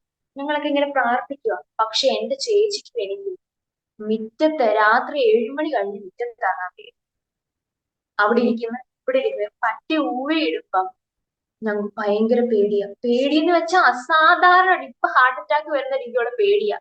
ഞങ്ങൾ റൂമിനകത്താണെങ്കിൽ പോലും ലൈറ്റ് ഇട്ടോണ്ടേ കിടക്കത്തുള്ളൂ. കാരണം അങ്ങനെയുള്ള രീതിയുള്ള പേടി. കർത്താവിനെ അറിഞ്ഞെങ്കിൽ പോലും എന്തുവാ, പിശാചിന്റെ അടിമ ഇപ്പോഴും. അങ്ങനെയുള്ള ഒരു അവസ്ഥയിൽ എന്റെ ചേച്ചിക്കും എനിക്കും ഭയങ്കര പേടി. അപ്പൊ ഞങ്ങൾ ഇങ്ങനെ ചിന്തിക്കാൻ തുടങ്ങി, ഇതിനകത്ത് വന്നിട്ട് പോലും എന്താ ഈ ഒരു സമാധാനം ഇല്ലാത്തത്? എന്തോ ഒരു ഭയം ഞങ്ങളെ മൂടിക്കൊണ്ടിരുന്നു. അങ്ങനെ ഇത് പൊക്കോണ്ടിരിക്കുന്ന സമയത്ത് ഭയം, ചേച്ചി പിന്നെ വീണ്ടും പഠിക്കാൻ പോയി. അങ്ങനെ ഞാനിങ്ങനെ പൊക്കോണ്ടിരിക്കും. ഞാനോ എന്റെ ജോലി ആടെ നോക്കും കാര്യങ്ങൾ. പതുക്കെ ഒരു സമയമായപ്പോ എനിക്ക് എന്തോ ദൈവത്തെ ഇഷ്ടപ്പെടാൻ തുടങ്ങി. ഇഷ്ടപ്പെടാൻ തുടങ്ങിയപ്പോ എന്തോ എനിക്കൊരു സമാധാനം കിട്ടാൻ തുടങ്ങി. അങ്ങനെ പതുക്കെ ദൈവത്തിലോട്ട് ആകാൻ തുടങ്ങി. അങ്ങനെ ഇരിക്കുന്ന ഒരു സമയത്താണ് എനിക്ക് ആ ചർച്ച വിട്ട് പോകേണ്ട ഒരു അവസ്ഥ വന്നു. ചെറിയ പ്രശ്നങ്ങളൊക്കെ വന്നപ്പോൾ എനിക്ക് ആ ചർച്ച വിട്ട് പോകേണ്ട വന്ന അവസ്ഥയായിരുന്നു. എന്നെ ഗൈഡ് ചെയ്തവർ പോലും ഇല്ലാതായിപ്പോയി. ഒരു ഒറ്റപ്പെട്ട ഒരു അവസ്ഥ. ഞാൻ പറയട്ടെ, ചുറ്റി പറഞ്ഞാല് ഒരു ന്യൂ ഇയറിന്റെ സമയത്ത് എനിക്ക് പ്രാർത്ഥനയ്ക്ക് പോകാം. ഫസ്റ്റ് ടൈം ഞാൻ വിശ്വാസത്തിൽ വന്ന ന്യൂ ഇയറിന്റെ സമയത്ത് പ്രാർത്ഥിക്കാൻ ചർച്ചില്ല. ഞാൻ പലരെ സാക്ഷ്യം കേൾക്കാറുണ്ട്. അവരൊക്കെ സാക്ഷ്യത്തിൽ അവരൊക്കെ പറയുന്നത് കുടുംബത്തിൽ നിന്ന് ഞങ്ങളെ പുറത്താക്കിയിട്ടുണ്ട്, കുടുംബത്തിൽ നിന്ന് ഞങ്ങൾക്ക് പ്രശ്നങ്ങൾ വന്നിട്ടുണ്ട്. പക്ഷെ എന്റെ സാക്ഷ്യം എന്ന് വെച്ചാൽ ദൈവസഭയിൽ നിന്ന് ഞാൻ പുറത്താക്കപ്പെട്ടെ. കുടുംബമായിട്ട് അന്ന് മുതൽ എന്റെ അമ്മ വിശ്വാസത്തിൽ വന്ന തുടങ്ങിയിട്ടുണ്ട്. ഞാൻ വിശ്വാസത്തിൽ വന്ന തുടങ്ങി വരെ ചർച്ചുകളിൽ നിന്ന് പുറത്താക്കപ്പെടുന്ന ഒരു അവസ്ഥയായിരുന്നു. അപ്പൊ ഞങ്ങൾക്ക് തന്നെ മാനസികമായിട്ട് നിങ്ങളൊന്ന് ആലോചിക്കണം. മാനസികമായിട്ട് നമ്മൾ സ്വന്തങ്ങളെ, ബന്ധങ്ങളെ ഒക്കെ വിട്ടു വന്ന് ചർച്ചയിൽ നിന്ന് നമ്മൾ പോകേണ്ട ഒരു അവസ്ഥ നമുക്ക് ഒട്ടും പ്രതീക്ഷിക്കാൻ പറ്റാത്തൊരു മാനസിക വേദന തരുന്നു. എന്ന് വെച്ചാൽ നമുക്ക് ആരും ഇല്ലാത്തൊരു അവസ്ഥ. നമുക്ക് പ്രാർത്ഥിക്കാനും അറിയത്തില്ല, വചനം വായിക്കാൻ അറിയത്തില്ല, എന്താണ് ദൈവം എന്നുള്ള യഥാർത്ഥ രീതിയിൽ അറിയാത്തൊരവസ്ഥ. ഒരു അനാഥ കുഞ്ഞുങ്ങളെ പോണത് ഞങ്ങൾ ഇങ്ങനെ നടക്കുക. അങ്ങനെ ഈ സമയത്ത് ഈ ഗൈഡ് ചെയ്ത ആൾക്കാരൊക്കെ ഒന്ന് പോയി. ന്യൂ ഇയറിന് എനിക്ക് പ്രാർത്ഥിക്കാൻ പറ്റാത്ത ഒരു അവസ്ഥ എനിക്ക് ഭയങ്കര ഭാരം തന്നു. അതായത് ചർച്ച ഇല്ലാത്തൊരവസ്ഥ ഞാൻ ഒരുപാട് ഭാരപ്പെട്ടു. അങ്ങനെ ഇരിക്കുന്ന ന്യൂ ഇയറിന്റെ അന്ന് ആ ഉച്ച സമയത്ത് എന്റെ അമ്മ എന്നോട് വന്നിട്ട് ഞാൻ വിഷമിക്കുന്നുണ്ട്. അമ്മയോട് ചോദിച്ചു, എന്താ മോനെ നീ വിഷമിച്ചിരിക്കുന്നത്? എന്താ? അപ്പൊ ഞാൻ അമ്മ കണ്ടില്ലേ, നമുക്ക് ആരും ഇല്ല.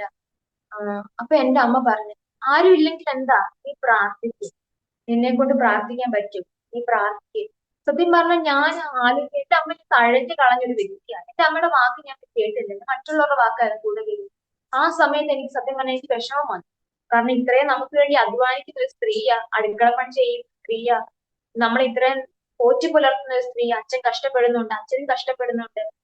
എന്നിട്ടും നമ്മൾ പലരുടെ വാക്ക് കേട്ട് ആ അമ്മയെ അപമാനിച്ചിട്ടുണ്ട്. അമ്മയെ നമ്മള് ഒരു വിലയും കൊടുക്കാതിരിക്കുന്ന ആ ഒരു സമയത്ത് എനിക്ക് എന്റെ അമ്മ മാത്രമുള്ള. എന്നെ കേൾക്കുന്ന ആൾക്കാരോട് ഞാൻ പറയട്ടെ, എന്റെ പ്രായമുള്ള ആൾക്കാർ ഇതിനകത്ത് കേൾക്കുന്നതെന്ന് എനിക്കറിയാം. നിങ്ങളുടെ മാതാപിതാക്കൾ ഒരിക്കലും വേദനിക്കില്ല. കാരണം വെച്ചാൽ നിങ്ങളുടെ ഒരു പ്ലസ് പോയിന്റ് പലരും കാണും. പക്ഷെ നെഗറ്റീവ് ആ ഒരു സമയത്ത് നിങ്ങൾക്ക് ആരും കാണത്തില്ല. കുട്ടിയുടെ മാതാപിതാക്കൾ മാത്രമേ കാണത്തുള്ളൂ.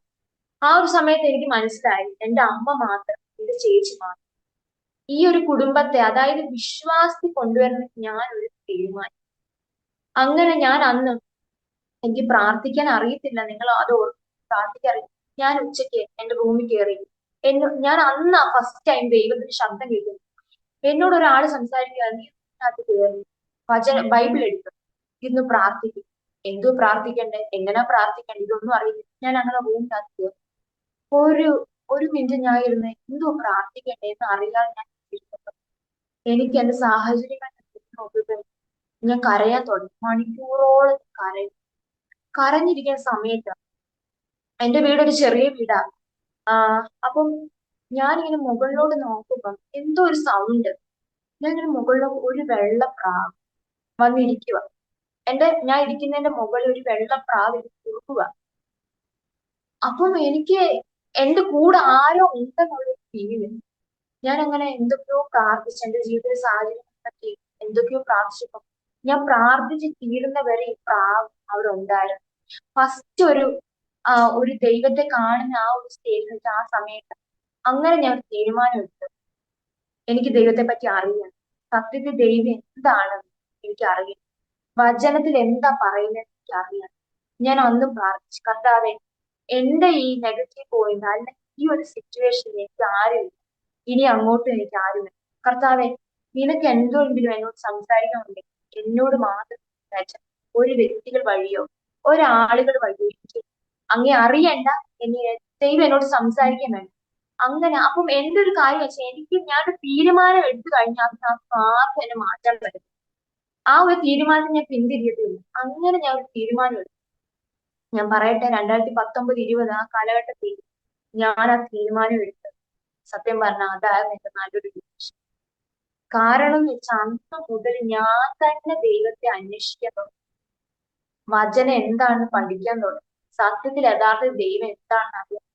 ഞാൻ പറയട്ടെ, അന്നും അതിനു മുമ്പ് വരെ എന്നെ പേടിയുടെ ആൾക്കാരില്ല. അവര് പറഞ്ഞു തന്നതൊന്നുമല്ലല്ലോ സത്യം. സത്യം പറഞ്ഞാൽ അന്ന് അതിനു മുമ്പ് വരെ ഞങ്ങൾക്ക് മുറ്റത്ത് ഇറങ്ങാൻ വരെ പേടിയായിരുന്നു. കാരണം പൈശാചികം വരും, അങ്ങനെയുള്ള ഒരു അവസ്ഥയായിരുന്നു. ഞാൻ ദൈവത്തെ അറിയാൻ തുടങ്ങി, മനസ്സിലായി ഇതൊന്നുമല്ല. ദൈവം എന്ന് വെച്ചാൽ പീഡമാണ്, സ്വാതന്ത്ര്യമാണ്, സ്നേഹമാണ്, സമാധാനമാണ്. ഇതൊക്കെ ഞാൻ അറിയാൻ തുടങ്ങി. പിന്നീട് ഞാനായി പോയി.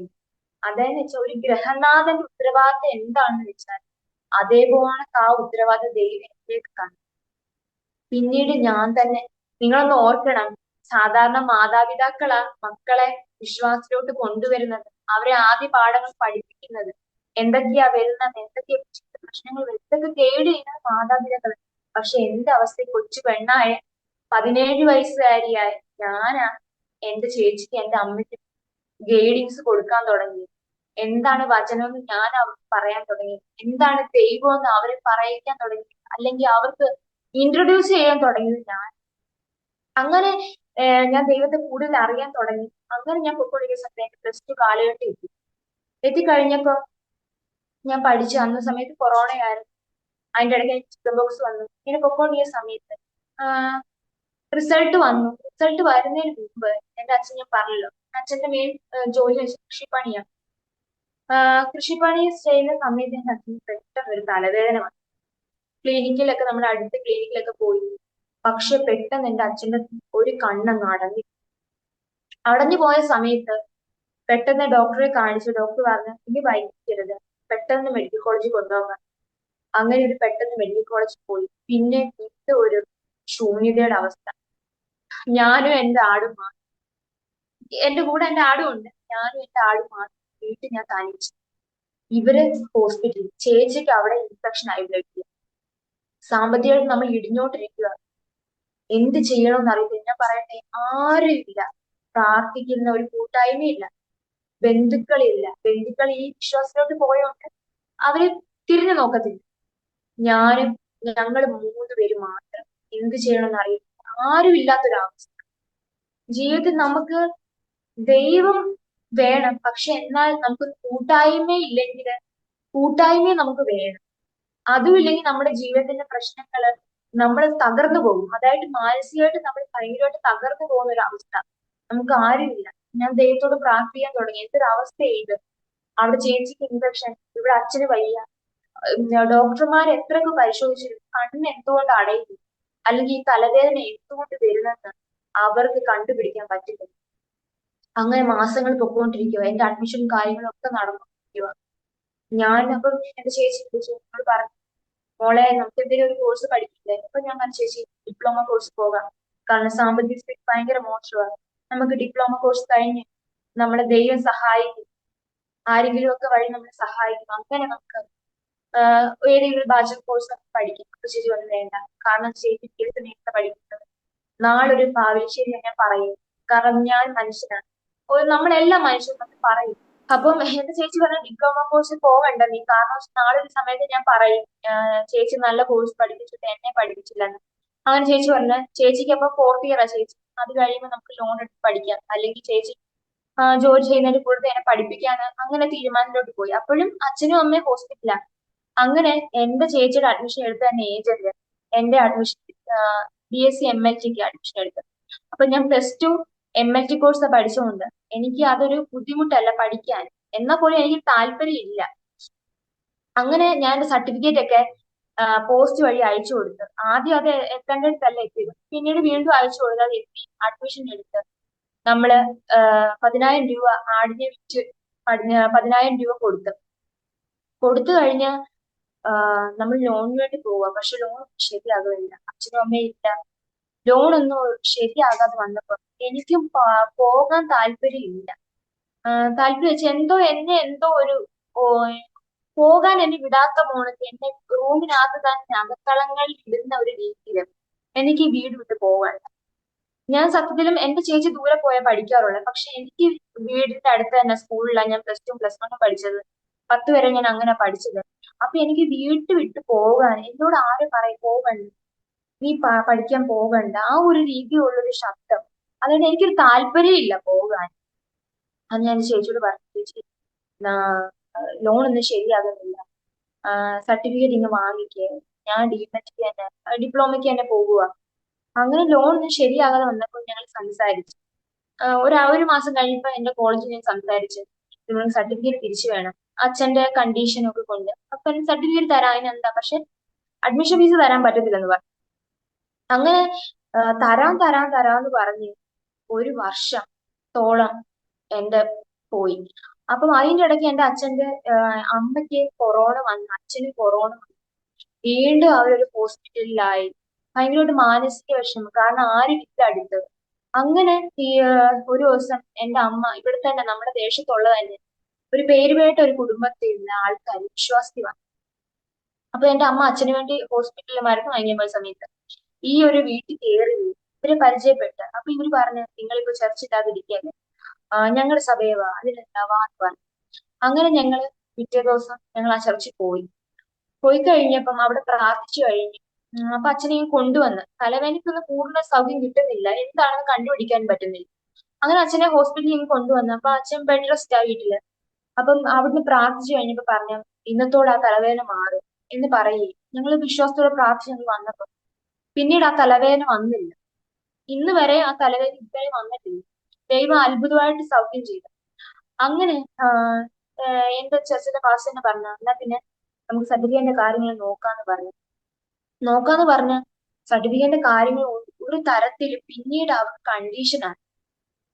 3,50,000 രൂപ ഫീസ്, അതിന്റെ 70 നമ്മൾ അടയ്ക്കാൻ. നമ്മുടെ സാമ്പത്തിക സ്ഥിതി മോശമാണ്, നമുക്ക് അത് അത്രയും തുക നമുക്ക് അടയ്ക്കാൻ പറ്റത്തില്ല. അത് മാത്രമല്ല, നിയമപരമായിട്ട് നോക്കുവാണെങ്കിൽ പോലും സർട്ടിഫിക്കറ്റ് തിരിച്ചു വെക്കാനുള്ള അധികാരം ഇല്ല. പക്ഷെ എന്നാ പോലും 11 വർഷവും 9 വർഷവും 8 വർഷവും ആയവര് പിന്നെ ഡ്യൂപ്ലിക്കേറ്റ് എടുത്താ പഠിക്കുന്നു. ഒരു ചാൻസ് ഇല്ല കിട്ടാൻ, സത്യത്തില് ഒരു ചാൻസും ഇല്ല. പുറത്ത് പോയാൽ, അത് യൂണിവേഴ്സിറ്റിക്ക് പോയി കഴിഞ്ഞാൽ, കേരളത്തിലായാലും പുറത്തായാലും നമുക്ക് ഒരു ചാൻസും ഇല്ല കിട്ടാൻ. അവർക്ക് നഷ്ടപരിഹാരം നമ്മൾ കൊടുക്കണം. പക്ഷെ എന്നാ പോലും എനിക്ക് കൊടുക്കാൻ താല്പര്യമില്ല. എന്നോട് പലരും പറഞ്ഞു പൈസ നമുക്ക് കൊടുക്കാം സർട്ടിഫിക്കറ്റ്, പക്ഷെ എനിക്ക് എന്നോട് താല്പര്യമില്ല. അങ്ങനെ ഞാൻ പോകുന്നിടത്തൊക്കെ എന്റെ സർട്ടിഫിക്കറ്റ് ഇങ്ങനെ ഇരിക്കുന്നുണ്ട്, എനിക്ക് പഠിക്കാൻ പറ്റുന്നില്ല. എന്റെ ഒരു വർഷം ബാക്കായി. മാനസികമായിട്ട് ഞാനൊരു വല്ലാത്തൊരു അവസ്ഥയിലായി. ഞാൻ പറഞ്ഞല്ലോ, ഞങ്ങളുടെ കുടുംബത്തിൽ വെച്ച് ഭയങ്കര ചിന്തയാ. ആളുകൾക്ക് ഭയങ്കര ചിന്ത. ഈ അനുഭവിച്ചിട്ടുള്ളവർക്കറിയാം, നമുക്ക് ഏത് അസുഖം വന്നാലും കുഴപ്പമില്ല, നമുക്ക് മെഡിസിൻ കൊണ്ട് അതിനെ ട്രീറ്റ്മെന്റ് ചെയ്യാം. പക്ഷെ ഈ ചിന്തയെന്ന് വെച്ചാൽ നമുക്ക് പോകത്തില്ല. കാരണം വെച്ചാൽ ഇത് നമ്മളെ ഉറക്കത്തിലായാലും നമുക്കൊരു സമാധാനമില്ല.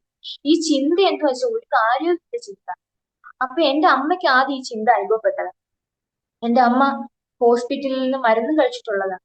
പക്ഷെ എന്റെ അമ്മയ്ക്ക് ഇതിനകത്ത് സൗഖ്യം വരാതായ സമയത്ത് എന്റെ അമ്മ ഈ ദൈവത്തെ അറിയാൻ തുടങ്ങിയത്. അങ്ങനെ എന്റെ അമ്മയ്ക്ക് ഈ ചിന്തയിൽ നിന്ന് വിടുതൽ കിട്ടി. പക്ഷെ അന്ന് ആ വിടുതൽ കിട്ടിയപ്പോ, അന്ന് ആ വിടുതൽ കൊടുത്ത പാസ്റ്റർ അന്ന് അമ്മയോട് പറഞ്ഞു, ഞാൻ അമ്മ 3 മക്കളാ, ഈ ചിന്ത മായയ്ക്ക് മാറി ഇളയാക്കാവും. അന്ന് പക്ഷെ ഞങ്ങൾ ആരും വിശ്വസിച്ചില്ല ഈ ചിന്ത. അന്ന് എന്റെ, അതായത് ഇളയാള് നല്ല രീതിയിൽ നല്ല സൗന്ദര്യം നല്ല വിദ്യാഭ്യാസത്തിൽ പൊക്കോണ്ടിരിക്കുക. പക്ഷെ അന്ന് ഈ പാസ് പറഞ്ഞു, ഞങ്ങൾ ഈ പാസ് തമാശ പറയുകയാണ്. പക്ഷേ ഞാൻ പറയട്ടെ, ഇന്ന് ആ വ്യക്തി ഒരു മാനസിക രോഗിയാണ്. ട്രീറ്റ്മെന്റിനാൽ മാത്രമേ ആ വ്യക്തിയെ കൊണ്ട് ജീവിക്കാൻ പറ്റത്തുള്ളൂ. അതായത് എന്റെ കുഞ്ഞമ്മ, എന്റെ കുഞ്ഞമ്മയാണ്. എന്റെ കുഞ്ഞമ്മ ഭയങ്കരമായിട്ട് മാനസിക രോഗിയാണ്. എന്റെ കുഞ്ഞമ്മയ്ക്ക് ഇപ്പൊ വരെ ജീവിക്കണമെങ്കിൽ ആ മെന്റലിന്റെ മരുന്ന് കഴിച്ചുകൊണ്ട് ജീവിക്കാൻ പറ്റത്തുള്ളൂ. ആ രീതിയിലുള്ള കുടുംബപരമായിട്ട് വെച്ചാശ്രയം മുഖാന്തരവും നമ്മള് എന്തുവാന്ന് വെച്ചാൽ കുടുംബത്തിലുള്ള എല്ലാ ആൾക്കാർക്കും ചിന്തയാണ്. മാനസിക രോഗിയാക്കി കളയുന്നുള്ള ചിന്തയാണ്. അങ്ങനെ എന്റെ അമ്മയ്ക്ക് വിടുതൽ കിട്ടിയത്. വിടുതൽ കിട്ടി എന്റെ അമ്മ ഈ ദൈവത്തിൽ അറിഞ്ഞെങ്കിൽ പോലും ക്രമേണ എന്റെ അമ്മയുടെ ചിന്ത വീണ്ടും തുടരാൻ തുടങ്ങി. എന്റെ ചേച്ചിക്കുണ്ടായിരുന്നു, എനിക്കുണ്ടായിരുന്നു. അപ്പൊ ഈ ഒരു വർഷം പോയപ്പോൾ ഞാനും ചിന്തിക്കാൻ തുടങ്ങി. നമ്മൾ ഡിപ്രഷൻ എന്നൊക്കെ കേട്ടിട്ടേ ഉള്ളൂ ആ സമയത്ത്. പക്ഷെ ഞാൻ അനുഭവിക്കാൻ തുടങ്ങി. ഞാൻ ഒരു വർഷം മാനസിക രോഗിയായി. ഒന്നോർത്ത് തന്നെ ആയി. കാരണം ആഹാരം കഴിക്കാനില്ല. ഞാനൊരു പടിയെ പോണ, എനിക്ക് എന്താ ചെയ്യണ അറിയത്തില്ല. മറവിയായി. അതേപോലെ തന്നെ എനിക്ക് വിദ്യാഭ്യാസം ചെയ്യാൻ പറ്റാത്ത രീതിയിൽ ഒരു ചെങ്ങലക്കിട്ട ഒരു വ്യക്തി എങ്ങനെ ഇരിക്കും, ആ ഒരു രീതിയിൽ ഞാൻ ആയി. അങ്ങനെ പിന്നീടെന്ന് വെച്ചാല് ഞാൻ പല വിശ്വാസികളുടെ ഇടയ്ക്കും പോയി എന്റെ സർട്ടിഫിക്കറ്റിന്റെ കാര്യം പറയുമ്പോ അവര് പറയുന്ന, മോളെ സർട്ടിഫിക്കറ്റ് ഒക്കെ കിട്ടും, പക്ഷെ എന്നാ കുടുംബങ്ങൾ ഡ്യൂപ്ലിക്കേറ്റ് എടുക്കണം. ഈ ഒരു ചിന്ത എല്ലാത്തിലും എന്ന് വെച്ചാൽ എനിക്ക് ജാതീയമായിട്ടുള്ള ഒരു രീതിയല്ല എനിക്ക് എന്നെ തളർത്തിക്കൊണ്ടിരുന്നത്. ദൈവ മക്കളിൽ നിന്ന് എനിക്ക് തളർച്ച ഉണ്ട്. കാരണം വെച്ചാൽ എല്ലാവരും പറയുക ഈ സർട്ടിഫിക്കറ്റ് കിട്ടത്തില്ല. അപ്പൊ ഞാൻ ചിന്തിക്കാൻ തുടങ്ങി, ദൈവമേ, ക്യാൻസർ പോലുള്ള മാരക രോഗങ്ങൾ ദൈവം മാറ്റുന്നു, എന്റെ ഈ നിസ്സാരപ്പെട്ട സർട്ടിഫിക്കറ്റ് കഴിയത്തില്ലെന്നോ. അപ്പൊ എനിക്കപ്പോ മനസ്സിലായി, സത്യം പറഞ്ഞ ദൈവമക്കളുടെ ആ ഒരു യാത്ര, അല്ലെങ്കിൽ ആ ഒരു വിശ്വാസ യാത്ര എങ്ങോട്ടാണെന്ന് എനിക്ക് അന്ന് മനസ്സിലായി. കാരണം വെച്ചാൽ ഒരു വ്യക്തി പോലും എനിക്ക് പറയാനില്ല എന്റെ സർട്ടിഫിക്കറ്റ് കിട്ടുമെന്ന്. അപ്പം ഞാൻ തീരുമാനം എടുത്തു. എന്നിട്ട് പ്രസംഗിക്കുന്ന ഓരോ വ്യക്തികൾ, ഓരോ പാസ്റ്റേഴ്സ് എന്ന് വെച്ചാൽ പ്രസംഗിക്കാൻ കയറുമ്പോ പറയാം, ഞാൻ ആരും ബ്ലെയിം ചെയ്ത് പറയല്ല, സാക്ഷ്യത്തിൽ ദൈവം എനിക്ക് തന്ന ഒരു അനുഭവം ആയതുകൊണ്ട് ഞാൻ പറയുക. അപ്പം ഇവര് പ്രസംഗിക്കാൻ കയറും, പറയുന്ന എന്താ വെച്ചാൽ ദൈവത്തിന് എല്ലാം അസാധ്യം എന്ന് പറയുന്ന ആൾക്കാര് തിരിച്ച് നമ്മുടെ വിശേഷം തിരക്കുമ്പോ പറയും, ഒരിക്കലും പറ്റത്തില്ല നിർമ്മിത, നിന്റെ വർഷം പോകത്തേ ഉള്ളൂ, ഒരിക്കലും ഇത് കിട്ടത്തില്ല. അപ്പൊ എനിക്ക് മനസ്സിലായി, ഈ ആൾക്കാര് എന്തുവാ സ്റ്റേജിൽ കയറി പറയുക, ആക്ട് ചെയ്യുക, പക്ഷേ ജീവിതത്തില് അവരത് ചെയ്യുന്നില്ല. ഞാനപ്പോ മനസ്സിലാക്കി എങ്ങോട്ടാ പോകുന്നത്. സത്യം പറഞ്ഞാൽ ബൈബിള് ഞാൻ പറയും, എല്ലാവരോടും പറയും, നമ്മൾ ബൈബിള് കൈ പിടിക്കുക, അല്ലെങ്കിൽ നമ്മൾ ഈ വിശ്വാസ ജീവിതത്തിൽ നമ്മൾ പോകുമ്പോൾ ഒരിക്കലും ദൈവസന്നിധി എന്ന് കള്ളം പറയും. നമ്മൾ ഒരു വ്യക്തിയെ, ഒരു സന്ദർഭം നമുക്ക് വരിക, അല്ലെങ്കിൽ ഒരു ക്യാൻസർ, അല്ലെങ്കിൽ ഒരു രോഗം, അല്ലെങ്കിൽ ഒരു സന്ദർഭം നമ്മളോട് വന്ന് പറയുവാണെങ്കിൽ നമുക്കുള്ളിൽ ആ വിശ്വാസം ഇല്ലെങ്കിൽ പോലും നമ്മൾ ആ വ്യക്തിയോട് പറയണം, നടക്കും. നമുക്ക് ചിലപ്പോ ആ വിശ്വാസം കാണത്തില്ല, അത് നിങ്ങളുടെ കുറ്റവാ, നിങ്ങൾ വിശ്വസിക്കാതിരിക്കോ. പക്ഷെ ദൈവത്തെ കൊണ്ട് അത് കഴിയും. ഞാൻ പറയട്ടെ, പലരും ഇന്ന് ഈ ബൈബിള് ഒരു സ്റ്റോറി ബുക്ക് കണക്കാ വായിക്കും. കാരണം പണ്ടെങ്ങോ നടന്നൊരു സംഭവം ഇന്ന് നടക്കത്തില്ല. പണ്ടെന്നോ കർത്താവ് ക്രൂശിലേറ്റി ആർക്കോ വേണ്ടി രക്തം ചൊരിഞ്ഞു, എനിക്ക് വേണ്ടിയല്ല. നമ്മള് ശുശ്രൂഷ പറയെങ്കിലും ആ ഒരു കാഴ്ചപ്പാട് പലർക്കും ഇന്നില്ല. കാരണം നമ്മുടെ കണ്ണിന് കാണുന്നത് നമ്മൾ വിശ്വസിക്കത്തുള്ളൂ. നമ്മുടെ കണ്ണിന് കണ്ടല്ലോ, 2000 വർഷങ്ങൾക്ക് മുമ്പ് എവിടെയോ ഒരു സ്ഥലത്ത് ആരോ ഒരു വ്യക്തി രക്തം ചിന്തി. ആ ഒരു രീതിയിലാണ് ഇന്നുള്ള രീതി. അപ്പൊ അന്ന് എനിക്ക് മനസ്സിലായി, സത്യം പറഞ്ഞ ഇവരോടൊന്നും പറഞ്ഞിട്ട് കാര്യമില്ല. ഞാൻ തന്നെ എന്റെ വിശ്വാസം വർദ്ധിപ്പിക്കണം. ഞാൻ തന്നെ ഇതിനകത്ത് ഇറങ്ങണം. ഞാൻ അന്ന് തീരുമാനിച്ചു. ഞാൻ അന്ന് അന്ന് എന്നോട് പറഞ്ഞ ആൾക്കാരോട് ഞാൻ തിരിച്ചു പറഞ്ഞു, ഒരിക്കലും ഇല്ല. എന്റെ ഭാവി തകർന്നു പോയാൽ പോലും ഞാൻ എന്റെ ഒറിജിനൽ സർട്ടിഫിക്കറ്റ് കിട്ടാതെ ഞാൻ പഠിക്കത്തില്ല. ദൈവം പറയുന്നുണ്ട്, നിന്റെ ഭാവി അറിയാവുന്നതാ. എന്റെ അമ്മയുടെ ഉദരത്തിലായിരിക്കുന്ന മുമ്പ് എന്നെ കണ്ട ആളാ. എന്റെ ഭാവി പൊക്കോട്ടെ, കുഴപ്പമില്ല. പക്ഷെ എന്റെ ഒറിജിനൽ സർട്ടിഫിക്കറ്റ് കിട്ടും. അപ്പൊ എല്ലാരും പറഞ്ഞു, ഈ കൊച്ചു മന്ദബുദ്ധിയായി, ഈ കൊച്ചിന് ഒരു അറിവില്ല. എന്റെ അമ്മയോട് പല ആൾക്കാരും പറയാൻ തുടങ്ങി, നീയാണ് ഈ കൊച്ചിനെ വഷളാക്കുന്നത്. എന്നെ കേൾക്ക ആൾക്കാർ പറയാൻ തുടങ്ങി, ഈ കൊച്ചിന് പോലെ വാഴ നട്ട പോലെ ഒരു കഴിവും ഇല്ലാത്ത ഈ കൊച്ചു. അപ്പം ഞാനിങ്ങനെ പറയുന്നുണ്ട്, ഇതൊക്കെ എന്നെ മാനസികമായിട്ടൊരു മെന്റൽ പേഷ്യന്റ് ആയിക്കൊണ്ടിരിക്കുക ഞാൻ. എന്നെ കൊണ്ട് താങ്ങാൻ പറ്റും. നിങ്ങൾ ആലോചിക്കണം, എനിക്ക് 18-19 വയസ്സേ ഉള്ളൂ. എനിക്ക് അധികം പ്രായമില്ല. എനിക്കിതൊന്നും നേരിടാനുള്ള ശക്തിയില്ല. അങ്ങനെ ഞാന് ദൈവം എന്നോട് സംസാരിച്ചു. ഒരു ദിവസം എന്നോട് സംസാരിച്ചു, നിന്റെ സർട്ടിഫിക്കറ്റ് ആരാണ് നിന്റെ കയ്യിൽ വാങ്ങിച്ചത് അയാൾ തന്നെ കൊണ്ട് തരുക. ഞാൻ അത് വിശ്വസിച്ച് ഏറ്റെടുത്ത് പ്രാർത്ഥിച്ചു. പക്ഷെ ഞാൻ പറയട്ടെ, ഞാൻ അത് പ്രാർത്ഥിക്കുന്നുണ്ടെങ്കിൽ പോലും, ദൈവം എന്നോട് അങ്ങനെ സംസാരിച്ചെങ്കിൽ പോലും, പൊതുവേ ഞാൻ ഇതിനകത്ത് എടുത്തു പറയാ വെച്ചാൽ, എന്റെ അമ്മയും ചേച്ചിയും ഞാനാ വളർത്തിക്കൊണ്ട് വന്നത് ഈ വിശ്വാസത്തിലൂടെ. ഞാൻ എന്തെങ്കിലും ഒരു വെളിപ്പാട് ദൈവം എന്നോട് കാണുവാണ്, ഞാൻ ഇവരോട് പോയി പറയും, ഇന്ന പോണത്ത് എന്നോട് ദൈവം സംസാരിച്ചത്. പക്ഷെ എനിക്ക് ആ ഒരു 100% എനിക്ക് വിശ്വാസം ഇല്ല. ഇത് ദൈവമാണോ, ആത്മാവാണോ, അല്ല പിശാചാണോ സംസാരിക്കുന്നത്. ഞാൻ എന്നാലും അവരുടെ മുമ്പിൽ പോയി, ആ ദൈവം എന്നോട് സംസാരിച്ചു. ഇവരത് പൊട്ടായ പോണതങ്ങ് ഏറ്റെടുക്കും. നിർമ്മിത എന്ന വ്യക്തി എന്താണോ ദൈവത്തിന് സ്വീകരിക്കുന്നത്, എന്താണോ പറയുന്നത്, അത് കറക്റ്റാ. അവൾക്ക് അതിനുള്ള അഭിഷേകമുണ്ട്. ഇവര് പൊട്ടരെ പോണൊക്കെ ഏറ്റെടുക്കും. അപ്പൊ ഞാൻ ചിന്തിച്ചത്, സത്യമാണോ, ദൈവമാണ് എന്നോട് സംസാരിച്ചത്. പക്ഷെ അതിലേക്ക് എന്ന് വെച്ചാൽ എന്റെ അമ്മ എന്റെ ചേച്ചി ഞാൻ ഇതിനകത്ത് പറയണം. കാരണം വെച്ചാൽ അവരുടെ ഒരു വിശ്വാസം കൂടി ദൈവം കണ്ടിട്ടാ. കാരണം വെച്ചാൽ പലപ്പോഴും അവരോട് ഓരോ ചോദിച്ചിട്ടുണ്ട്, ഈ കൊച്ചിനെ ഇങ്ങനെ നിർത്തിയാൽ മതിയോ, ബന്ധുക്കളുടെ ഫംഗ്ഷൻ ആയാലും. ഞാൻ പറയട്ടെ, ഞങ്ങൾ കുട്ടിക്കാലം മുതലേ ഞങ്ങള് ജാതികളായിരുന്നപ്പോ പോലും, വിഗ്രഹങ്ങൾ സ്നേഹിച്ചപ്പോഴും ഞങ്ങളുടെ ബന്ധുക്കളാട്ടെ, എന്റെ അമ്മ 8ാം ക്ലാസ് വിദ്യാഭ്യാസക്കാരിയാണ്. അപ്പൊ എന്റെ അമ്മയെ ഞങ്ങളുടെ മുമ്പിൽ വെച്ച് പറഞ്ഞു, 8ാം ക്ലാസ്സുകാരിയുടെ മക്കള് അത്രേ പോത്തുള്ളൂ, വലിയ നിലയിലൊന്നും എത്തത്തില്ല. ഞങ്ങളെ കേക്കെ തന്നെ പറഞ്ഞിട്ടുണ്ട്. ഞങ്ങളെ കേക്കെ തന്നെ ഞങ്ങൾ അവോയ്ഡ് ചെയ്യുന്ന കണ്ടിട്ടുണ്ട്. ഓ, ഇവരൊക്കെ ഇവരൊക്കെ എവിടെ എത്താനാ, ഇവരൊന്നും ഒരു കഴിവില്ലാത്തവരാ, അങ്ങനെ കേട്ട് വന്നവരാ ഞാൻ. അപ്പൊ ഇതൊക്കെ പറയുമ്പം എന്നെ മാനസികമായിട്ട് ഈ പറയുന്നവരുടെ ചിന്തകളും പറയുന്നവരുടെ വാക്കുകളും എന്നെ ഇങ്ങനെ റൊട്ടേറ്റ് ചെയ്തോണ്ടിരിക്കുക. ദൈവം എന്നോട് സംസാരിച്ച് നിനക്ക് സർട്ടിഫിക്കറ്റ് തരാന്ന് സംസാരിച്ച് പോലും എനിക്ക് വിശ്വസിക്കാൻ പറ്റും. അങ്ങനെ ഞാൻ പ്രാർത്ഥിക്കും. ഒരു വർഷം ഞാൻ പറയട്ടെ, ഒരു വർഷം ഞാൻ ഉപവസിച്ചിരുന്നു. എനിക്ക് പെട്ടെന്ന് തന്നെ സർട്ടിഫിക്കറ്റ് കിട്ടണം. ഞാൻ ഒരു വർഷം ആഹാരമേ കഴിച്ചു. ഒരു വല്ലാത്തൊരു ഭ്രാന്തിയെ പോണപ്പോൾ ഒരവസ്ഥയിലായിരുന്നു. അങ്ങനെ 2ാമത്തെ വർഷം എത്തി. ഞാൻ എന്റെ കോളേജ് ഇതുവരെ കണ്ടിട്ടില്ല. അങ്ങനെ എന്റെ ചേച്ചിക്ക് എക്സാമിന്റെ ഭാഗമായിട്ട് ഞാൻ ബാംഗ്ലൂർ പോവുക. ഫസ്റ്റ് ടൈം എന്റെ കോളേജിനെ കാണും. ഞാൻ ചെന്ന്, പക്ഷെ ഞാൻ ചെല്ലുന്നതിന് തൊട്ട് മുമ്പ് മാനേജർ അവിടെ പോയി. കോണ്ടാക്ട് ചെയ്യാനുള്ള ഒരു വഴിയില്ല. ഞാൻ പോയി, ഞാൻ ആ കോളേജിൽ പ്രാർത്ഥിച്ചു. ഞാൻ പറയട്ടെ, നമ്മൾ സുവിശേഷത്തിൽ വായിക്കുന്ന പോണത്ത്, നിങ്ങളെ ആരെയും കൈക്കൊണ്ടില്ലെങ്കിൽ നിങ്ങൾ ചെരുപ്പിലെ പൊടി തട്ടി കൊടയണോ എന്നുള്ള ആ ഒരു വാക്ക് എന്റെ മൈൻഡിലുണ്ടായിരുന്നു. ഞാൻ കോളേജിൽ ഇറങ്ങി ഗേറ്റിന്റെ അവിടെ എത്തിയപ്പോ നിങ്ങൾ പറഞ്ഞ പൊട്ടിയ പോണൊക്കെ ഞാൻ ചെയ്യുക, എന്റെ ചെരുപ്പിലെ പൊടി ഞാൻ തട്ടിക്കൊട. എന്നിട്ട് ഞാൻ പറഞ്ഞു, ഇനി ഞാൻ ഈ കോളേജോട്ട് വരത്തില്ല, എന്റെ സർട്ടിഫിക്കറ്റ് കിട്ടും എന്നുള്ള രീതിയിൽ. പക്ഷെ എന്നാൽ പോലും എന്റെ ഉള്ളില് ഇതൊക്കെ സംഭവിക്കോ, വീണ്ടും വരണോ എന്നുള്ള രീതി ഉണ്ടെങ്കിൽ എന്റെ ചേച്ചി പൊട്ടിയ പോണക്ക് അത് ഏറ്റെടുത്ത് അവളും ശരിയായി, ഞങ്ങൾ ഇത് എടുത്തിരുന്നു. ഞങ്ങൾ അങ്ങനെ അവൾക്ക് ലാസ്റ്റായി. പക്ഷെ ദൈവം എന്നോട് സംസാരിച്ച്, എന്തുവാ, ഒരു വർഷം നീ ഇരുന്ന പോണക്കല്ല, ഈ 2ാമത്തെ വർഷം നിനക്ക് ഞാൻ ഒരു വഴി തുറക്കുന്നുണ്ട്. അങ്ങനെ ഞങ്ങൾ വന്ന് ഞാൻ പറഞ്ഞല്ലോ, ഈ ദേശത്ത് ഒരു പേര് കേട്ടൊരു കുടുംബ വിശ്വാസം. ആ ഒരു അങ്കിള് മുഖാന്തരം എനിക്ക് ബൈബിൾ സ്കൂളിൽ ഫ്രീ ആയിട്ട് പഠിക്കുക, സർട്ടിഫിക്കറ്റ് ഒന്നും ഇല്ല, ഫ്രീ ആയിട്ട് പഠിക്കുക, ഒരു വർഷത്തെ ഒരു അവസരം കിട്ടി. ഞാൻ അങ്ങനെ ചെന്ന്, ഞാൻ പറയട്ടെ, പല ദൈവമക്കളും വഴി ഞാൻ കേട്ടുണ്ട് സർട്ടിഫിക്കറ്റ് കിട്ടി. അന്ന് ആദ്യമായിട്ട് അവിടെ ഉള്ള കുറച്ച്, നിങ്ങൾ ആലോചിക്കണം, അവിടെ ഉള്ളവര് മൊത്തം പ്രായം ചെന്നു 50 തൊട്ടാ എല്ലാരും. അപ്പൊ എനിക്ക് തന്നെ ഒരു വിഷമോ, കാരണം ഞാൻ ഈ കൊച്ചു ഞാൻ ഇവിടെ മുന്നിൽ പോയി ഇരിക്കുക. ഇവര് കാര്യങ്ങളൊക്കെ കഴിഞ്ഞ് ഇവിടെ വന്ന് പഠിക്കാനിരിക്കുക. പക്ഷെ എനിക്ക് മാനസികമായിട്ടൊരു വിഷമം. ഇവരൊക്കെ മുമ്പ് ഇരുന്ന് പഠിക്കാനാണോ?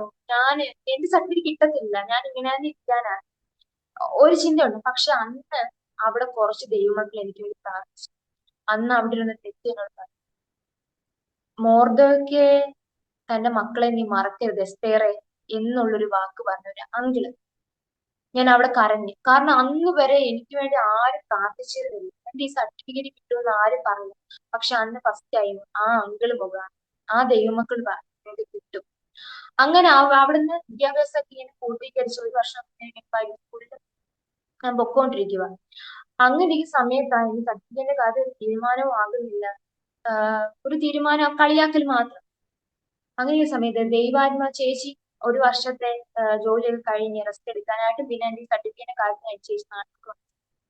ചേച്ചി പറഞ്ഞു നമുക്കിനി സമയം വേസ്റ്റ് ചെയ്യാനില്ല, 3-ാമത്തെ വർഷമായി. അപ്പം നമുക്ക് എന്തെങ്കിലും ഒരു തീരുമാനം ഉണ്ടാക്കാൻ ഞങ്ങൾ പ്രാർത്ഥിക്കരുത്. യൂണിവേഴ്സിറ്റി ദൈവം ഞങ്ങളോട് സംസാരിച്ചു. ഒരു അഡ്വക്കേറ്റ് പോയി കാണും, ഭരണിക്കാലുള്ള ഒരു അഡ്വക്കേറ്റ് പേരും പറഞ്ഞു. ഞങ്ങൾ അങ്ങനെ പോയി കണ്ട്, പുള്ളിക്കാരൻ ഒരു കത്തോലിക്ക ബാക്ക്ഗ്രൗണ്ട് ഉള്ള ഒരാളാണ്. പുള്ളിക്കാരൻ എടുത്തു വരെ ചോദിച്ചു. ഞങ്ങൾ ഒന്ന് ഒളിപ്പിച്ചു. ഞങ്ങൾ പറഞ്ഞു ദൈവാത്മാവ് അയച്ചിട്ടാ വന്നേന്ന്. പുള്ളിക്കാരൻ പറഞ്ഞു ദൈവമൊക്കെ ഉണ്ടോ എന്ന് പറഞ്ഞു. ഞങ്ങളെ ദൈവം അയച്ചത്. ഞങ്ങൾ അവിടെ ഇരുന്ന് പ്രിൻസിപ്പാളിനെ ഏജന്റിനെ സംസാരിക്കുന്നു. അവർ രണ്ടുപേരും പറഞ്ഞു ഞങ്ങൾക്ക് സമയമില്ല, വേണമെങ്കിൽ നാളെ വിളിക്കാം. അങ്ങനെ കുറച്ചു ദിവസം കഴിഞ്ഞപ്പോഴും ഈ അഡ്വക്കേറ്റ് ഭയങ്കര ലേസ്, അതായത് നമ്മൾ വിളിച്ച് ഓർമ്മിപ്പിക്കണം. അങ്ങനെ ആയപ്പോ ഞാൻ കർത്താവിനോട് ചോദിച്ചു, ദൈവം നീയല്ലേ എന്നോട് സംസാരിച്ചത്, അഡ്വക്കേറ്റിനെ കാണാൻ പറഞ്ഞു, പേര് പറഞ്ഞു, ഞങ്ങൾ പോയി. പക്ഷെ എന്താ ഇത്? അങ്ങനെ ഒരു ദിവസം ഞങ്ങൾ അഡ്വക്കേറ്റ് വിളിച്ചപ്പോ അഡ്വക്കേറ്റ് പറഞ്ഞു നിങ്ങൾ പ്രിൻസിപ്പലിനെ വിളിച്ചൊന്ന് സംസാരിക്കാൻ പറഞ്ഞു. അങ്ങനെ പ്രിൻസിപ്പലിനെ വിളിച്ചു പറഞ്ഞു പറ്റത്തില്ല, എനിക്ക് സംസാരിക്കാൻ സമയം, എനിക്ക് വേണമെങ്കിൽ കോളേജ് വന്ന് സംസാരിക്കാൻ പറഞ്ഞു. അങ്ങനെ ഞങ്ങൾ വീണ്ടും അഡ്വക്കേറ്റ് വിളിച്ചപ്പോൾ അഡ്വക്കേറ്റ് പറഞ്ഞു എനിക്ക് ഈ കേസുമായിട്ട് പോകാൻ താല്പര്യമില്ല. ഞങ്ങൾ അന്ന് സംസാരിക്കാൻ ചെന്ന സമയത്ത് വരെ ഫോൺ കോളിൽ ഒരു കേസുമായിട്ട് സംസാരിച്ചോണ്ടിരിക്കുകയാണ് അഡ്വക്കേറ്റ്. അഡ്വക്കേറ്റ് പറയാം എനിക്കിപ്പോ കേസൊന്നും ഇല്ല, ഞാനിപ്പോ കേസൊന്നും ചെയ്യാറില്ല. അപ്പൊ പുള്ളിക്കാരൻ കള്ളം വേണ്ടി പറഞ്ഞു എനിക്ക് ഈ കേസുമായിട്ട് പോകാൻ മുന്നോട്ട് പോകാൻ താല്പര്യം എന്ന് പറഞ്ഞ് ഒറ്റ ഫോൺ കോളിൽ അങ്ങ് വെച്ചു.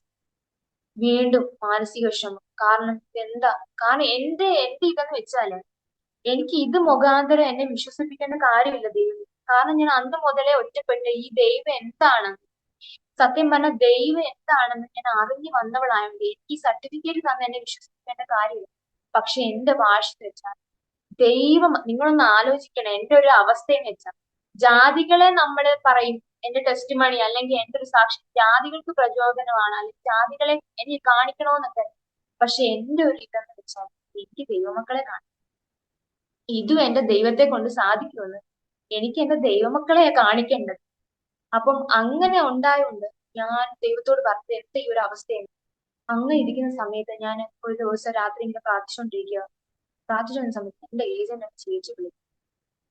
ചേച്ചി വിളിച്ചിട്ട് പറഞ്ഞു, പുള്ളിക്കാരൻ സ്റ്റൂഡില്ല, ചേച്ചി വിളിച്ചിട്ട് പറഞ്ഞു നിർമ്മിതയുടെ സർട്ടിഫിക്കറ്റ് എന്റെ കയ്യിലുണ്ട്, ഞാൻ അങ്ങോട്ട് വീട്ടിലോട്ട് വന്ന് തരാം. സത്യം പറയാലോ, ഇന്ന് എന്റെ കയ്യിൽ ആ സർട്ടിഫിക്കറ്റ് ഉണ്ട്. പക്ഷെ ഈ നിമിഷം വരെ എനിക്ക് ആ സർട്ടിഫിക്കറ്റ് കിട്ടിയ ഫീലില്ല. കാരണം എന്ന് വെച്ചാൽ ഈ 3 വർഷം ഞാൻ അതുപോലെ അനുഭവിച്ചല്ല, ഇമ്പോസിബിളാ, ഒരിക്കലും പോസിബിൾ അല്ല, ഇമ്പോസിബിളാ. ആ ഒരു സ്ഥാനത്ത് നിങ്ങൾ ആലോചിക്കണം, ആ ഒരു സ്ഥാനത്ത് ഒരു സെക്കൻഡ് കൊണ്ട് ദൈവം പെട്ടെന്ന് ഒരു അത്ഭുതം ചെയ്തത്. നിങ്ങൾ ഏജന്റ് എന്നെ കളിയാക്കിയ ഒരാളാണ്, ഏജന്റ് ഒരു വിശ്വാസി. എന്നോട് പറഞ്ഞത് നിർമ്മിത ദൈവത്തെ കൊണ്ടൊക്കെ കഴിയും, പക്ഷെ money is important, money is important. നമ്മുടെ ലൈഫിൽ മണിയാണ്, മണി വേണം. നീ ഡ്യൂപ്ലിക്കേറ്റ് എടുക്കും, നീ ഒരു പാവപ്പെട്ട കുടുംബത്തിലെ അല്ല, മണിയാ ഇമ്പോർട്ടന്റ്. നിന്റെ സമയം കളയാനില്ല. പക്ഷെ ഞാൻ പറയട്ടെ, നമ്മുടെ ഓരോ വേദനകൾക്കാണ് ദൈവമുണ്ട്. നമ്മുടെ ജീവിതത്തിൽ പല സാഹചര്യങ്ങളും നമ്മൾ വിചാരിക്കും ഇതൊന്നും ദൈവത്തെ കൊണ്ട് കഴിയത്തില്ല, നമ്മൾ തന്നെ വിചാരിക്കും. ദൈവം നമ്മളോട് സംസാരിക്കും, എങ്കിൽ പോലും നമ്മൾ തന്നെ വിചാരിക്കും ഒരിക്കലും കഴിയത്തില്ലായിരിക്കും, ഇല്ലേ, എന്നെ മറന്നു കാണും. പക്ഷെ ഞാൻ പറയട്ടെ, ഒരിക്കലും മറക്കത്തില്ല. നിങ്ങളുടെയൊക്കെ എന്തെങ്കിലും വൈകിക്കുന്നുണ്ടെങ്കിൽ നിങ്ങൾ ഓർത്തു വെച്ച്, നിങ്ങൾ കുറിച്ചിട്ടോ. ഈ സാക്ഷ്യം കേൾക്കുന്ന ഓരോ വ്യക്തികൾ നിങ്ങൾ കുറിച്ചിട്ടോ. നിങ്ങളുടെ ജീവിതത്തിൽ ഏത് സാഹചര്യങ്ങളായിരിക്കും, മനുഷ്യൻ, ഞാൻ പറയട്ടെ, ഒരിക്കലും നിങ്ങൾ മനുഷ്യനെ ആശ്രയിക്കും, ഒരിക്കലും ദൈവമക്കളാണെങ്കിൽ പോലും അവരെ ആരെയല്ല നിങ്ങൾ ആശ്രയിക്കും. ഞാൻ പറയട്ടെ, നിങ്ങളോടുള്ള ഒരു വാക്കെന്ന് വെച്ചാൽ ദൈവം എന്താണെന്ന് നിങ്ങൾ തിരിച്ചറിയും. സ്വർഗത്തിൽ ഇരിക്കുന്ന ഒരു വ്യക്തിയല്ല ദൈവം. ദൈവത്തിന് ഫീലിങ്സ് ഉണ്ട്. ഈ വചനം നിങ്ങൾ വായിക്കും. നിങ്ങളെ നിങ്ങളെ പിന്തിരിപ്പിക്കാൻ പല വ്യക്തികളും കാണും, പക്ഷെ അതല്ല. നിങ്ങൾ കർത്താവിനെ അറിയും. എന്നെ പിന്തിരിപ്പിക്കാൻ ഒരുപാട് പേരുണ്ടായിരുന്നു, വളരെ ചുരുക്കം പേര് മാത്രമേ ഉണ്ടായിരുന്നു കൂടെ നിൽക്കാൻ. അതിനകത്ത് എന്റെ അമ്മയും സഹോദരി, എന്റെ കൂടെ പറപ്പുകൾ എന്ന് പറയാൻ, എന്റെ കൂടെ നിന്ന് അവര് മാത്രമേ ഉള്ളൂ. അപ്പൊ ഇങ്ങനെ എന്റെ സർട്ടിഫിക്കറ്റ് കിട്ടിയെന്ന് പറയുകയില്ല. ഞാൻ അവിടെ പൊട്ടിക്കാരണം. എന്താ ചെയ്യണ്ടേ? ദൈവത്തോട് എങ്ങനെ നന്ദി പറയണം? എനിക്ക് എന്തെന്നില്ലാത്ത ശബ്ദം, പക്ഷെ എന്നാ പോലും ഞാൻ സന്തോഷിക്കും. പിശാച് ചിലപ്പം വീണ്ടും ഒരു പ്രവൃത്തി ചെയ്യും. കാരണം വെച്ചാൽ ഞാൻ പറഞ്ഞില്ല, ഞാൻ മാനസിക രോഗി ആകേണ്ട ഒരു മരുന്ന് എടുക്കേണ്ട ഒരു സെക്കൻഡിലാ ദൈവം ഈ സർട്ടിഫിക്കറ്റ് തരുന്നത്. അല്ലെങ്കിൽ ഞാൻ മാനസിക രോഗി ആയി കഴിഞ്ഞു. ആ മരുന്ന് കൊണ്ടല്ലാതെ എനിക്ക് അതിനെ മാറ്റാൻ പറ്റത്തില്ലായിരുന്നു. പക്ഷെ ആ മരുന്ന് എടുക്കേണ്ട ഒരു സ്ഥാനത്തിന് ദൈവം പെട്ടെന്ന് എനിക്കൊരു വിടുതൽ ചെയ്തു. അങ്ങനെ 3 ദിവസം കഴിഞ്ഞ് ഞാൻ പോയി സർട്ടിഫിക്കറ്റ് വാങ്ങിച്ചു. സർട്ടിഫിക്കറ്റ് വാങ്ങിച്ചപ്പോ ഏജന്റ് അന്നൊക്കെ ഭയങ്കര ഇതായിരുന്നു, ദേഷ്യമൊക്കെ ആയിരുന്നു സംസാരിക്കുമ്പോഴായാലും. പക്ഷെ ഏജന്റിന് എന്തോ പറയണോന്ന് അറിയത്തില്ല. കാരണം അത്ര കളിയാക്കിയതല്ലേ. എന്തോ പറയണോന്ന് അറിയത്തില്ല. എന്നോട് പറയുക, നിർമ്മിത, ഇതെങ്ങനെ സാധിച്ചെന്ന്, ഈ ഒരു മിറാക്കിൾ എങ്ങനെ സംഭവിച്ചു പറയുക. ഞാൻ എന്റെ കരിയറിന്റെ സർട്ടിഫിക്കറ്റ് പൈസ ലക്ഷങ്ങൾ വാരി എറിഞ്ഞിട്ടല്ലാതെ ഒരു സർട്ടിഫിക്കറ്റ് എന്റെ കയ്യിൽ നിന്ന് ഞാൻ കൊടുത്തിട്ടില്ല. പക്ഷെ ഞാന് ഈ അഡ്വക്കേറ്റ് സംസാരിച്ചു കഴിഞ്ഞ ഏജന്റ് അഡ്മിഷന്റെ സമയത്ത് തന്നെ നേഴ്സിംഗിന് അഡ്മിഷൻ നടന്നുകൊണ്ടിരിക്കുക. മാനേജറിന്റെ ഓഫീസ് റൂം തുറന്നപ്പോ എന്റെ ഏജന്റ് ചുമ്മാ തന്നു എന്റെ പേര് പറഞ്ഞു, നിർമ്മിത എന്ന് പറഞ്ഞതേ ഉള്ളൂ. യു ടേക്ക് ഇറ്റ് എന്ന് പറഞ്ഞു. എന്തോ കാര്യമൊന്നും ചോദിച്ചില്ല. മാനേജർ പറയുക, യു ടേക്ക് ഇറ്റ്. സർട്ടിഫിക്കറ്റ് കൊണ്ടുവന്നപ്പോ പ്രിൻസിപ്പളിന് പോലും അവിടെ നിൽക്കുന്ന സ്റ്റാഫിന് പോലും വിശ്വസിക്കാൻ പറ്റില്ല ഈ മാനേജർക്ക് എന്തോ പറ്റിയെന്ന്. കാരണം ഇമ്പോസിബിൾ ആയിട്ടുള്ള കാര്യമാണ്, ഒരിക്കലും മാനേജർ തരത്തില്ല. അപ്പൊ എന്നോട് ആ അങ്കിള് പറയുക, നിർമ്മിത, ഞാൻ എന്റെ കുടുംബത്തോട് പറഞ്ഞു നിർമ്മിതയുടെ കാര്യം. എന്റെ കാരണം ഇതെങ്ങനെ സംഭവിച്ചടേ, ഇയാളുടെ വിശ്വാസം. അതിന്റെ മുമ്പില് ഞാൻ പറയട്ടെ ഒരു വാക്കുണ്ട്, രാജാക്കന്മാരോ ഇടപെടുന്ന ദൈവം. ഞാൻ പലപ്പോഴും അതെടുത്ത് പ്രാർത്ഥിക്കാറുണ്ട്. പക്ഷെ എന്നാ പോലും എന്റെ ജീവിതത്തിൽ അത് നടക്കുമോ ഞാൻ പലപ്പോഴും വിഷമിച്ചിട്ടുണ്ട്. എന്റെ ജീവിതം നടക്കും, പലരുടെ സാക്ഷ്യം ഞാൻ കേട്ടിട്ടുണ്ട് രാജാക്കന്മാർ ഇടപെടുന്നത്. പക്ഷെ എന്റെ ജീവിതത്തിൽ സംഭവിക്കുമോ എനിക്ക് വിശ്വാസമില്ല. പക്ഷെ ഞാൻ എന്നാ പോലും എനിക്കറിയണോ, ഞാൻ ഈ വിശ്വാസത്തിൽ കടന്നു വരുന്ന സമയത്ത് എനിക്കൊരു ബുക്കുണ്ട്. ആ ബുക്കില് ഞാൻ എഴുതി വെക്കുമായിരുന്നു.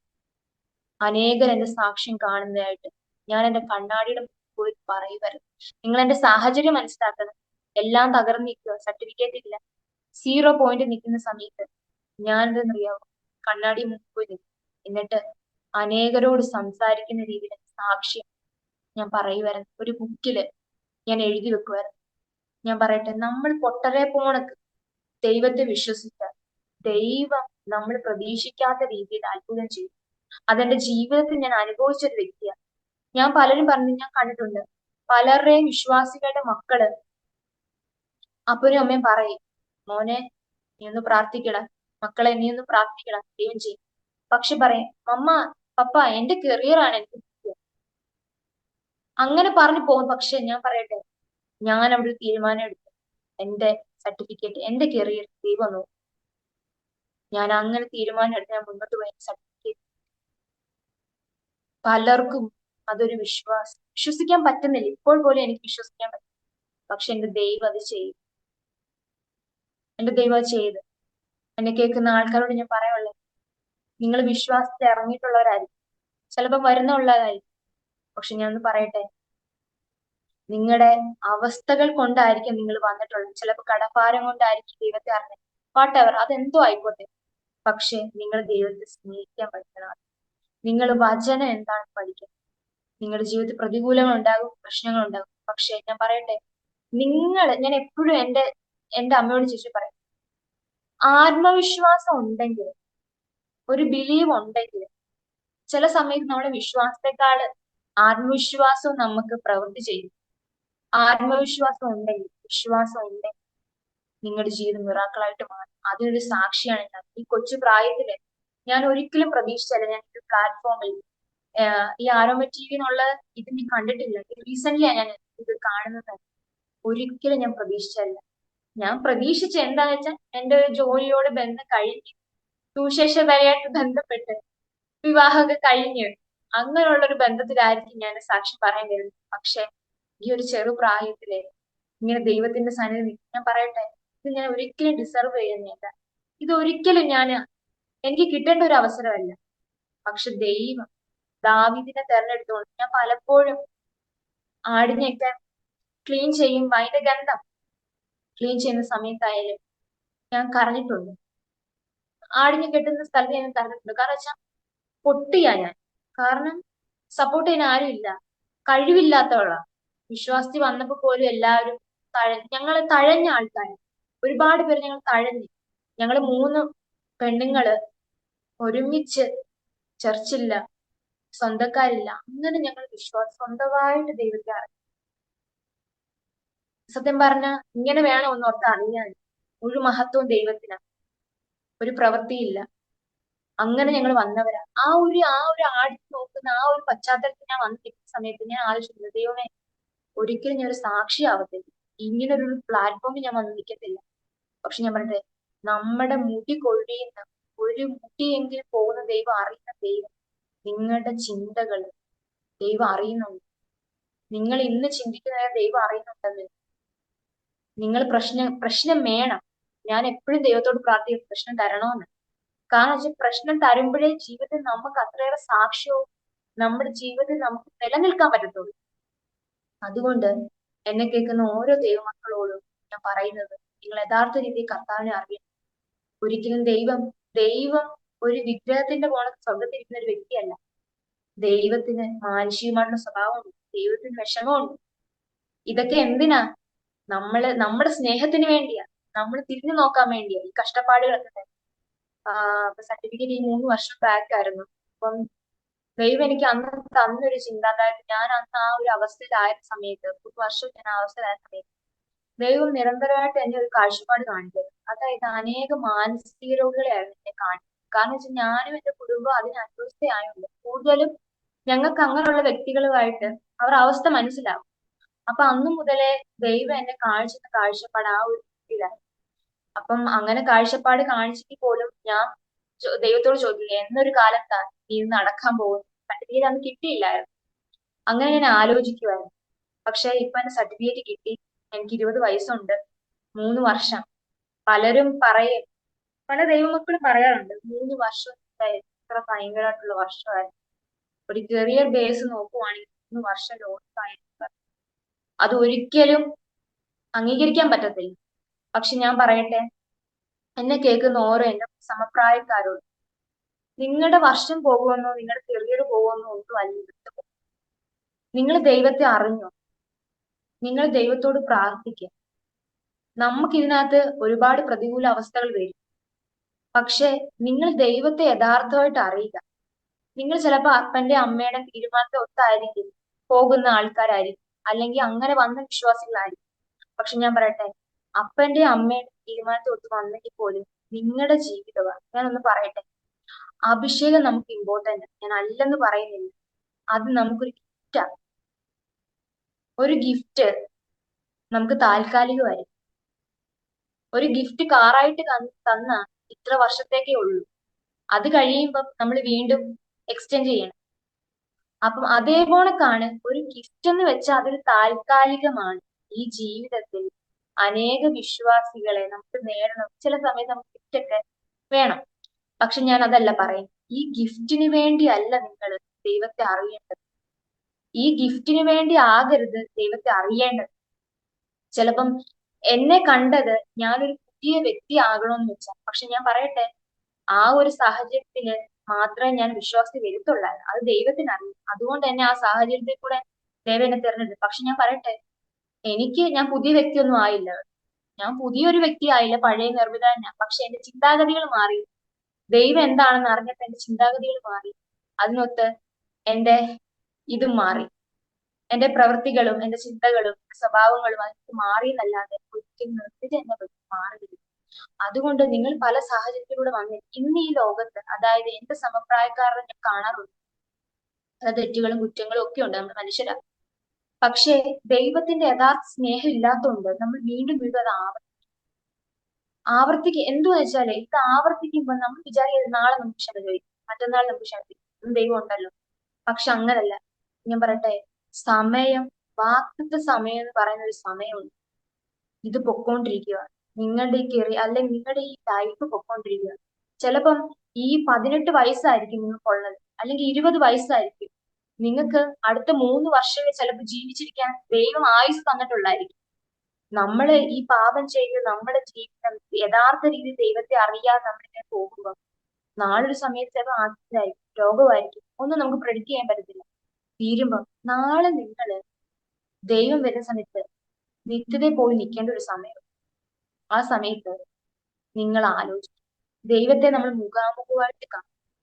ആ സമയത്ത് നമ്മൾ ആലോചിക്കും, അന്ന് എന്റെ സമയം ഞാൻ ഉപയോഗിച്ചിരുന്നെങ്കിൽ ഇന്ന് ഞാൻ നരകത്തിന് അവകാശിയാവത്തില്ല. ആ ഒരു ചിന്ത നിങ്ങളൊന്ന് ഇപ്പോഴും ഒന്ന് ചിന്തിച്ച് നോക്കി. നമ്മൾ ഈ കഷ്ടപ്പാടുകൾ അനുഭവിച്ചു, നമ്മൾ ഈ ദുഃഖങ്ങൾ പ്രയാസങ്ങളൊക്കെ അനുഭവിച്ചു, പക്ഷെ നമുക്ക് ആ നിത്യത കിട്ടിയില്ലെങ്കിൽ നിങ്ങളൊന്ന് ആലോചിച്ചു, ലൈഫ് മൊത്തം പോകും. അതുകൊണ്ട് എന്നെ കേൾക്കുന്ന എന്റെ സമപ്രായക്കാരോട് ഞാൻ പറയുന്നത്, നിങ്ങൾ യഥാർത്ഥ രീതിയിൽ അറിയുക, ദൈവത്തെ സ്നേഹിക്കുക. അത് മാത്രം ചെയ്താൽ മതി. നിങ്ങൾ ദൈവത്തെ സ്നേഹിക്കുക, നിങ്ങൾക്കുള്ള വഴി ദൈവം തുറക്കും. എന്റെ പല പല അതായത് പല വിഗ്രഹങ്ങളെ സേവിക്കുന്ന ആൾക്കാർ പോലും എന്നോട് പറയുന്നുണ്ട്, എന്റെ സർട്ടിഫിക്കറ്റ് 11 വർഷമായിട്ട് മുടങ്ങി കിട്ടിയിട്ടില്ല, 9 വർഷമായിട്ട് മുടങ്ങി കിട്ടിയിട്ടില്ല. അപ്പം അങ്ങനെ എന്നെ കേൾക്കുന്ന ആരെങ്കിലും ഉണ്ട്, എന്തെങ്കിലും സാമ്പത്തികമായിട്ടോ കടപ്പാരത്തിലോ രോഗത്തിലോ വാട്ടെവർ എന്തൊക്കെയോ ആയിക്കോട്ടെ, എന്നെ കേൾക്കുന്ന ആളുകൾ ഞാൻ പറയട്ടെ, നിങ്ങൾ ആത്മവിശ്വാസത്തോടെ വിശ്വാസത്തോടെ ദൈവത്തെ ഒന്ന് സ്നേഹിച്ചു നോക്കി, യഥാർത്ഥ രീതി ദൈവത്തെ ഒന്ന് അറിഞ്ഞു നോക്കി. ആർക്കും വേണ്ടില്ല എനിക്ക് ഇന്ന അഭിഷേകം കിട്ടണം, അല്ലെങ്കിൽ എനിക്കൊരു പാസ്സായി തീരണം, അല്ലെങ്കിൽ എനിക്ക് സുവിശേഷ വേലയായിട്ട് എനിക്ക് അന്യദേശത്ത് പോകണം. ചിലർ കൺസെപ്റ്റ് ആണ് ഞാൻ പറയുന്നത്, അന്യദേശങ്ങളിൽ പോകണം, UK പോകണം, കാനഡയിൽ പോകണം, എനിക്ക് ഭൂതത്തെ ഇറക്കണം. അങ്ങനെ ചില എയിമിൽ നടക്കുന്ന ആൾക്കാരുണ്ട്, ഞാൻ കണ്ടിട്ടുണ്ട്. അതുകൊണ്ട് പറയുക, അതല്ല. അതിനുവേണ്ടി നിങ്ങൾ ദൈവത്തെ തെരഞ്ഞെടുത്ത് അതിനുവേണ്ടി പോയെന്ന് പറയട്ടെ, ലാസ്റ്റ് മരണമായിരിക്കും. ഒരുവൻ ആദ്യം വഴി ചൊവ്വായിട്ട് തോന്നും, പക്ഷെ അതിന്റെ എൻഡ് മരണമായിരിക്കും. അതുകൊണ്ട് ആവശ്യങ്ങൾക്ക് വേണ്ടി ദൈവത്തെ പ്രയോഗിക്കരുത്. ദൈവത്തെ അറിഞ്ഞ് നിങ്ങൾ ദൈവത്തെ സ്നേഹിച്ചാൽ മാത്രം മതി. ദൈവം നിങ്ങൾക്ക് ബാക്കിയുള്ള ചെയ്തോട്ടെ. ആര് പരിഹസിച്ചോട്ടെ, ആര് കുറ്റപ്പെടുത്തിയോട്ടെ, പക്ഷെ നിങ്ങൾ ദൈവത്തെ വിശ്വസിക്കുക, ദൈവം അതിനു വേണ്ടി ചെയ്യും. പിന്നെ എനിക്ക് പഠിക്കാൻ ആഗ്രഹമുണ്ട്.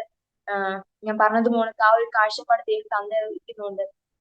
നിങ്ങള് എനിക്കൊന്ന് പ്രാർത്ഥിക്കണം. ഞാൻ പറഞ്ഞല്ലോ, എന്റെ കുടുംബം ഒരു സാധാരണപ്പെട്ട കുടുംബം. നിങ്ങൾക്ക് നേരിട്ട് വന്ന് കാണാം. എന്റെ വീട്, എന്റെ അവസ്ഥയൊക്കെ വളരെ മോശം. നിങ്ങൾ അപ്പൊ ചോദിക്കും, അത് എന്നോട് പലരും ചോദിക്കാറുണ്ട്, ഈ ഒരു അവസ്ഥയിൽ നിന്നാണോ ഈ 3 വർഷം കളയുന്നത്?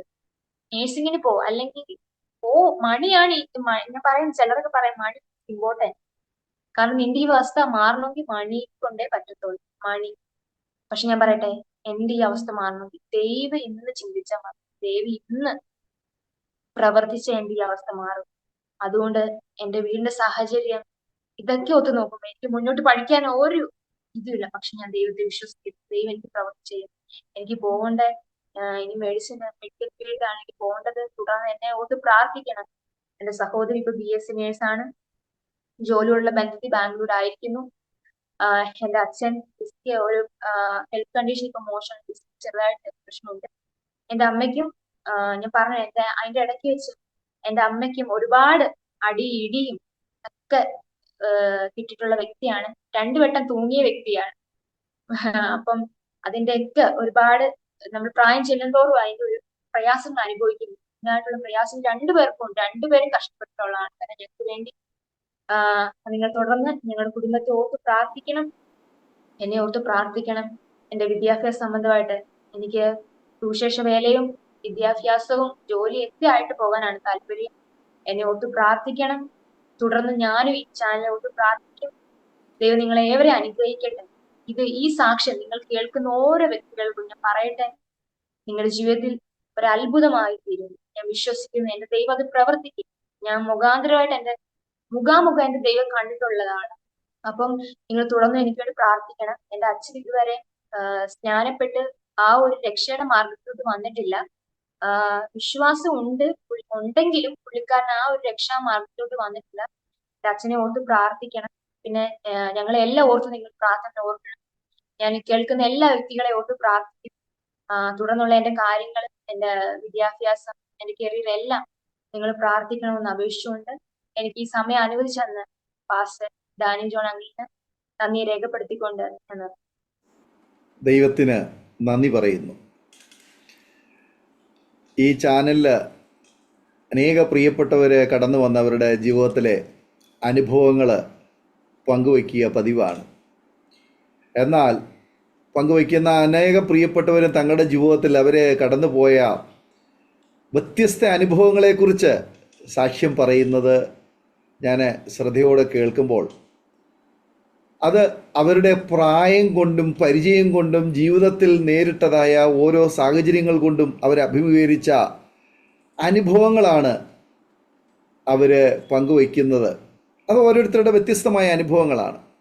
ഒരു പക്ഷെങ്കിൽ അവർ ഏതെങ്കിലും ചർച്ചുമായി ബന്ധപ്പെട്ട്, മിനിസ്ട്രിയുമായി ബന്ധപ്പെട്ട് ഒക്കെയുള്ള വിഷയങ്ങൾ ആണ് പങ്കുവയ്ക്കുന്നത്. എന്നാൽ പ്രിയ പൈതൽ നിർമ്മിത അതിൽ നിന്നൊക്കെ വളരെ വ്യത്യസ്തമായ ഒരു അനുഭവത്തിൽ, ഒരു പശ്ചാത്തലത്തിൽ നിന്നുകൊണ്ടാണ് ഈ സാക്ഷ്യം പങ്കുവയ്ക്കുവാൻ ഇടയായി തീർന്നത്. സാധാരണ ഒരു ചർച്ചുമായി ബന്ധപ്പെട്ട്, ഒരു സഭയുമായി ബന്ധപ്പെട്ട് ഒരു ആത്മീയ ജീവിതം നയിക്കുക എന്ന് പറയുന്നത് സ്വാഭാവികമാണ്.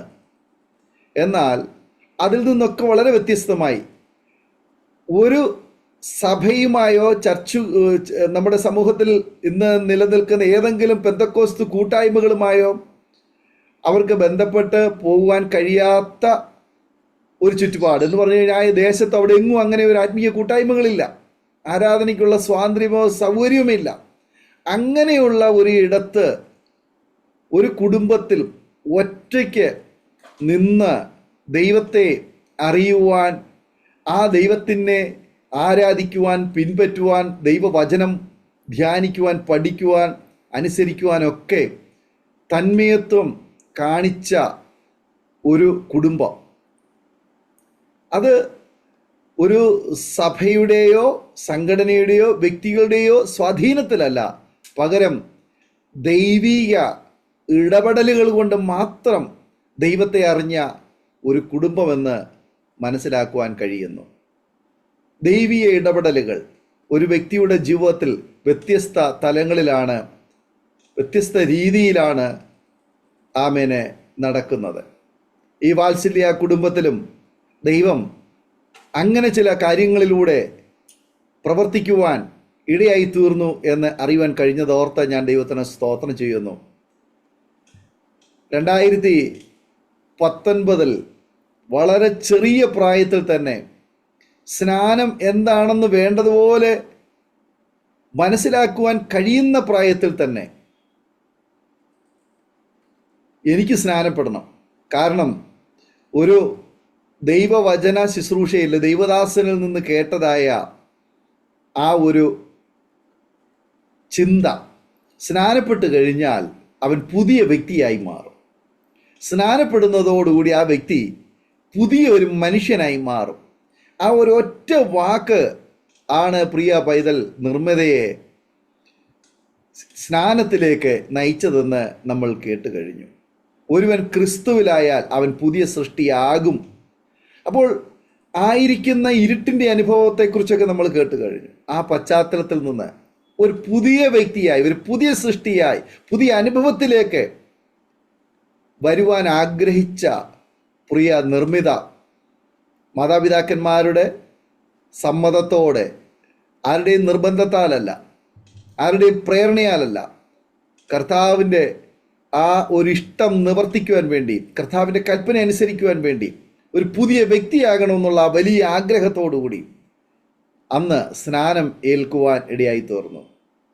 തൻ്റെ 16-ാമത്തെ വയസ്സിൽ 2019 യേശുവിനെ സ്വന്തം രക്ഷിതാവും കർത്താവുമായി സ്വീകരിച്ചു.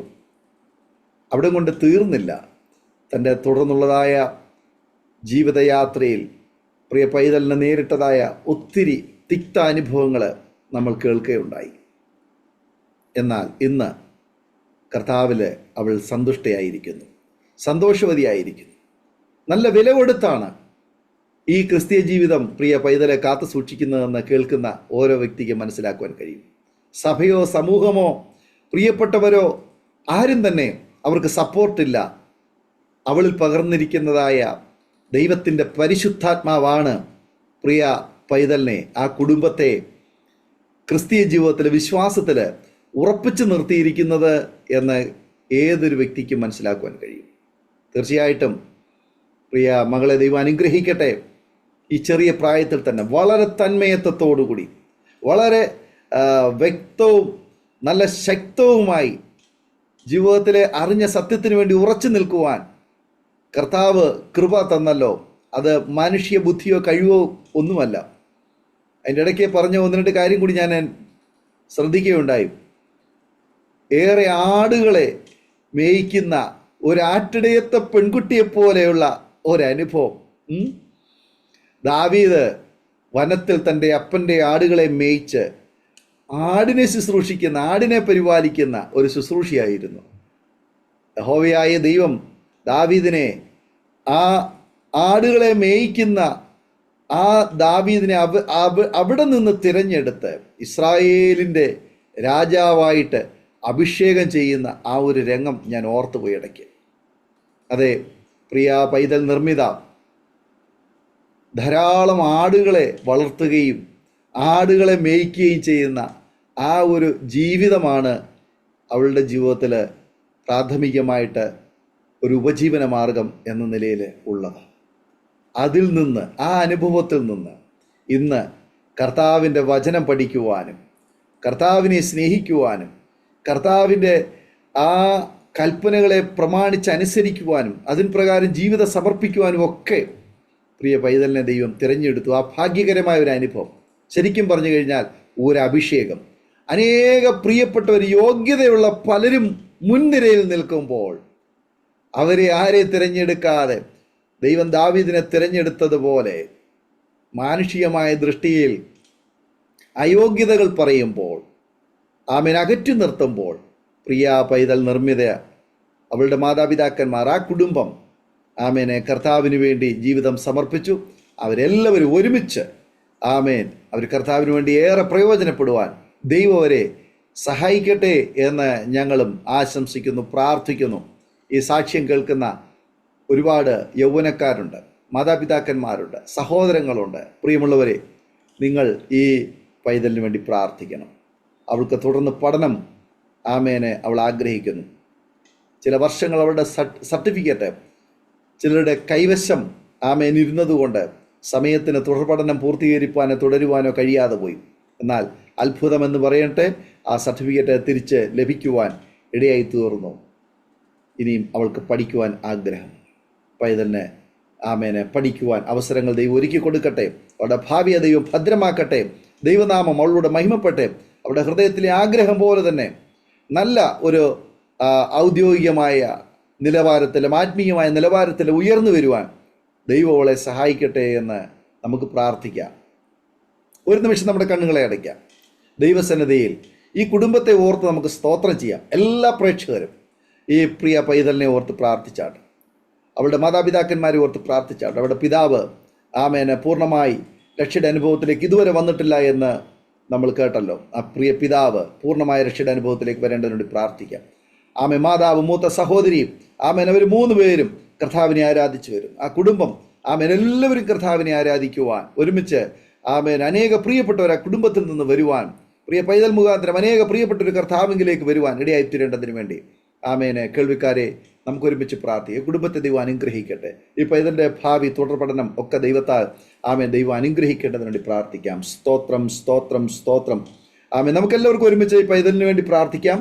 ആമേനെ. അപ്പോൾ തന്നെ ആമേനെ പ്രിയ ആമേനെ നിർമ്മിത ആമേനെ അരോമ ടിവിയുടെ പ്രേക്ഷകർക്ക് വേണ്ടിയിട്ട് ചുരുക്കം വാചകങ്ങൾ ഒരു നിമിഷം പ്രാർത്ഥിക്കാമോ?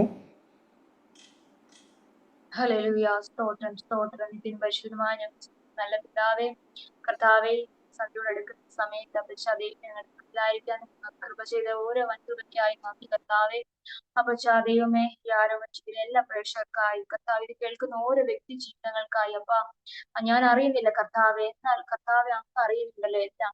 അപ്പച്ചാദൈവമേ, നടത്തിപ്പിനായി കോർഡിനേഷൻ ചെയ്ത പാസ്റ്റർ ഡാനിയൽ ജോണിനെയും കുടുംബത്തെയും കർത്താവ് വേലോടായിരിക്കുന്ന സകല മേഖലകളെ അനുഗ്രഹിച്ചുകൊണ്ട് പ്രാർത്ഥിക്കുന്നു. പിതാവേ. കർത്താവെ, ഇത് കേൾക്കുന്ന ഓരോ വ്യക്തി ജീവിതങ്ങളും ഇന്നു മുതൽ കർത്താവെ അത്ഭുതങ്ങൾ ചെയ്യണമേ എന്നോട്ട് പ്രാർത്ഥിക്കുന്നു. അതോടൊപ്പം തന്നെ യഥാർത്ഥ രീതിയിൽ ക്രിസ്തുവിന്റെ സ്നേഹം തിരിച്ചറിയുവാൻ കർത്താവ് പ്രിയ മക്കൾ ഇടയാക്കണമേ അപ്പച്ച.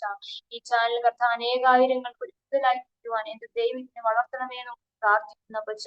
മുന്നോട്ടുള്ള കാര്യങ്ങളെല്ലാം കർത്താവ് അനുഗ്രഹിക്കണമേ എന്ന് പ്രാർത്ഥിക്കുന്ന അപ്പച്ച. യഹോവന്റെ പ്രാർത്ഥനയെ ഞാൻ സ്നേഹിക്കുന്നു. ആമേൻ. സ്തോത്രം. ആമേൻ, ആമേൻ, ആമേൻ. കർത്താവ് അനുഗ്രഹിക്കട്ടെ മോളെ. ഇത്രത്തോളം സമയം അരോമ ടിവിയുടെ പ്രേക്ഷകരോടൊപ്പം നല്ല അനുഭവങ്ങളും സാക്ഷ്യവും ഒക്കെ പങ്കുവയ്ക്കുവാൻ സമയം വേർതിരിച്ചല്ലോ. ദൈവം ധാരാളമായി അനുഗ്രഹിക്കട്ടെ എന്ന് ആശംസിക്കുന്നു, പ്രാർത്ഥിക്കുന്നു. നല്ല ഭാവി ദൈവം തരട്ടെ ഞങ്ങൾ പ്രാർത്ഥിക്കാം. അതുപോലെ തന്നെ ഞങ്ങളെ കേട്ടുകൊണ്ടിരുന്ന മാന്യ പ്രേക്ഷകരുള്ളതായ നന്ദി സ്നേഹം വിതരണത്തിൽ അറിയിക്കുന്നു. നിങ്ങൾക്കും ഈ സാക്ഷ്യം തികച്ചും വ്യത്യസ്തമായി ഒരു അനുഭവമായി തീർന്നു എന്ന് ഞങ്ങൾ പൂർണ്ണമായി വിശ്വസിക്കുകയാണ്. നിങ്ങൾക്ക് അനുഗ്രഹമായി തീർന്നുവെങ്കിൽ തീർച്ചയായിട്ടും നിങ്ങളുടെ പ്രിയപ്പെട്ടവർക്കൊക്കെ ഷെയർ ചെയ്ത് കൊടുക്കൂ. അവരും കേൾക്കട്ടെ, അനുഗ്രഹിക്കപ്പെട്ട അതിലൂടെ ദൈവനാമം പെടും. നിങ്ങളുടെ വിലയേറിയ അഭിപ്രായങ്ങളും നിർദ്ദേശങ്ങളും കമൻറ്റ് ബോക്സിൽ രേഖപ്പെടുത്താവുന്നതാണ്. ഒരു പ്രാർത്ഥനാ വിഷയമോ ഞങ്ങളുമായി ബന്ധപ്പെടുവാനോ നിങ്ങൾ ആഗ്രഹിക്കുന്നെങ്കിൽ സ്ക്രീനിൽ കാണുന്ന വാട്സപ്പ് നമ്പറിൽ ഞങ്ങളെ അറിയിക്കും. ഞങ്ങൾ നിങ്ങൾക്ക് വേണ്ടി പ്രാർത്ഥിക്കാം. അടുത്ത അനുഗ്രഹിക്കപ്പെട്ട സാക്ഷ്യമായി വീണ്ടും കാണുവരെയും എല്ലാ പ്രിയപ്പെട്ടവർക്കും good bye. God bless you all. ഓർമ്മയുടെ മനോരഥത്തിൽ മായാത്ത ഓർമ്മയ്ക്കായി അരോമ മാട്രിമോണിയിൽ നിന്നും ജീവിത പങ്കാളിയെ കണ്ടെത്തൂ. നിങ്ങൾ ഒരു ക്രിസ്തീയ ജീവിത പങ്കാളിയെ അന്വേഷിക്കുകയാണോ? അതോ മക്കൾക്ക് അനുയോജ്യമായ ഒരു തക്ക തുണയ്ക്കു വേണ്ടി പ്രാർത്ഥിക്കുന്ന വ്യക്തിയാണോ? എങ്കിൽ അരോമ മാട്രിമോണി നിങ്ങൾക്ക് വേണ്ടിയാണ്. ഇന്നു തന്നെ സൗജന്യമായി രജിസ്റ്റർ ചെയ്യൂ. അരോമ മാട്രിമോണിയുടെ പ്രത്യേകതകൾ: രജിസ്ട്രേഷൻ തികച്ചും സൗജന്യം. ലോകത്തെവിടെയുമുള്ള അനുയോജ്യമായ ക്രിസ്തീയ ജീവിത പങ്കാളിയെ തിരഞ്ഞെടുക്കാം. വിവാഹം നടക്കുന്നതുവരെ സർവീസ് ലഭിക്കുന്നു. ഏറ്റവും ചെറിയ പാക്കേജുകളും തിരഞ്ഞെടുക്കാം. അരോമ മാട്രിമോണി നിങ്ങൾക്കായി ഒരുക്കുന്നു വിവാഹം പരമാനന്ദം. Email aroma matrimony2020@gmail.com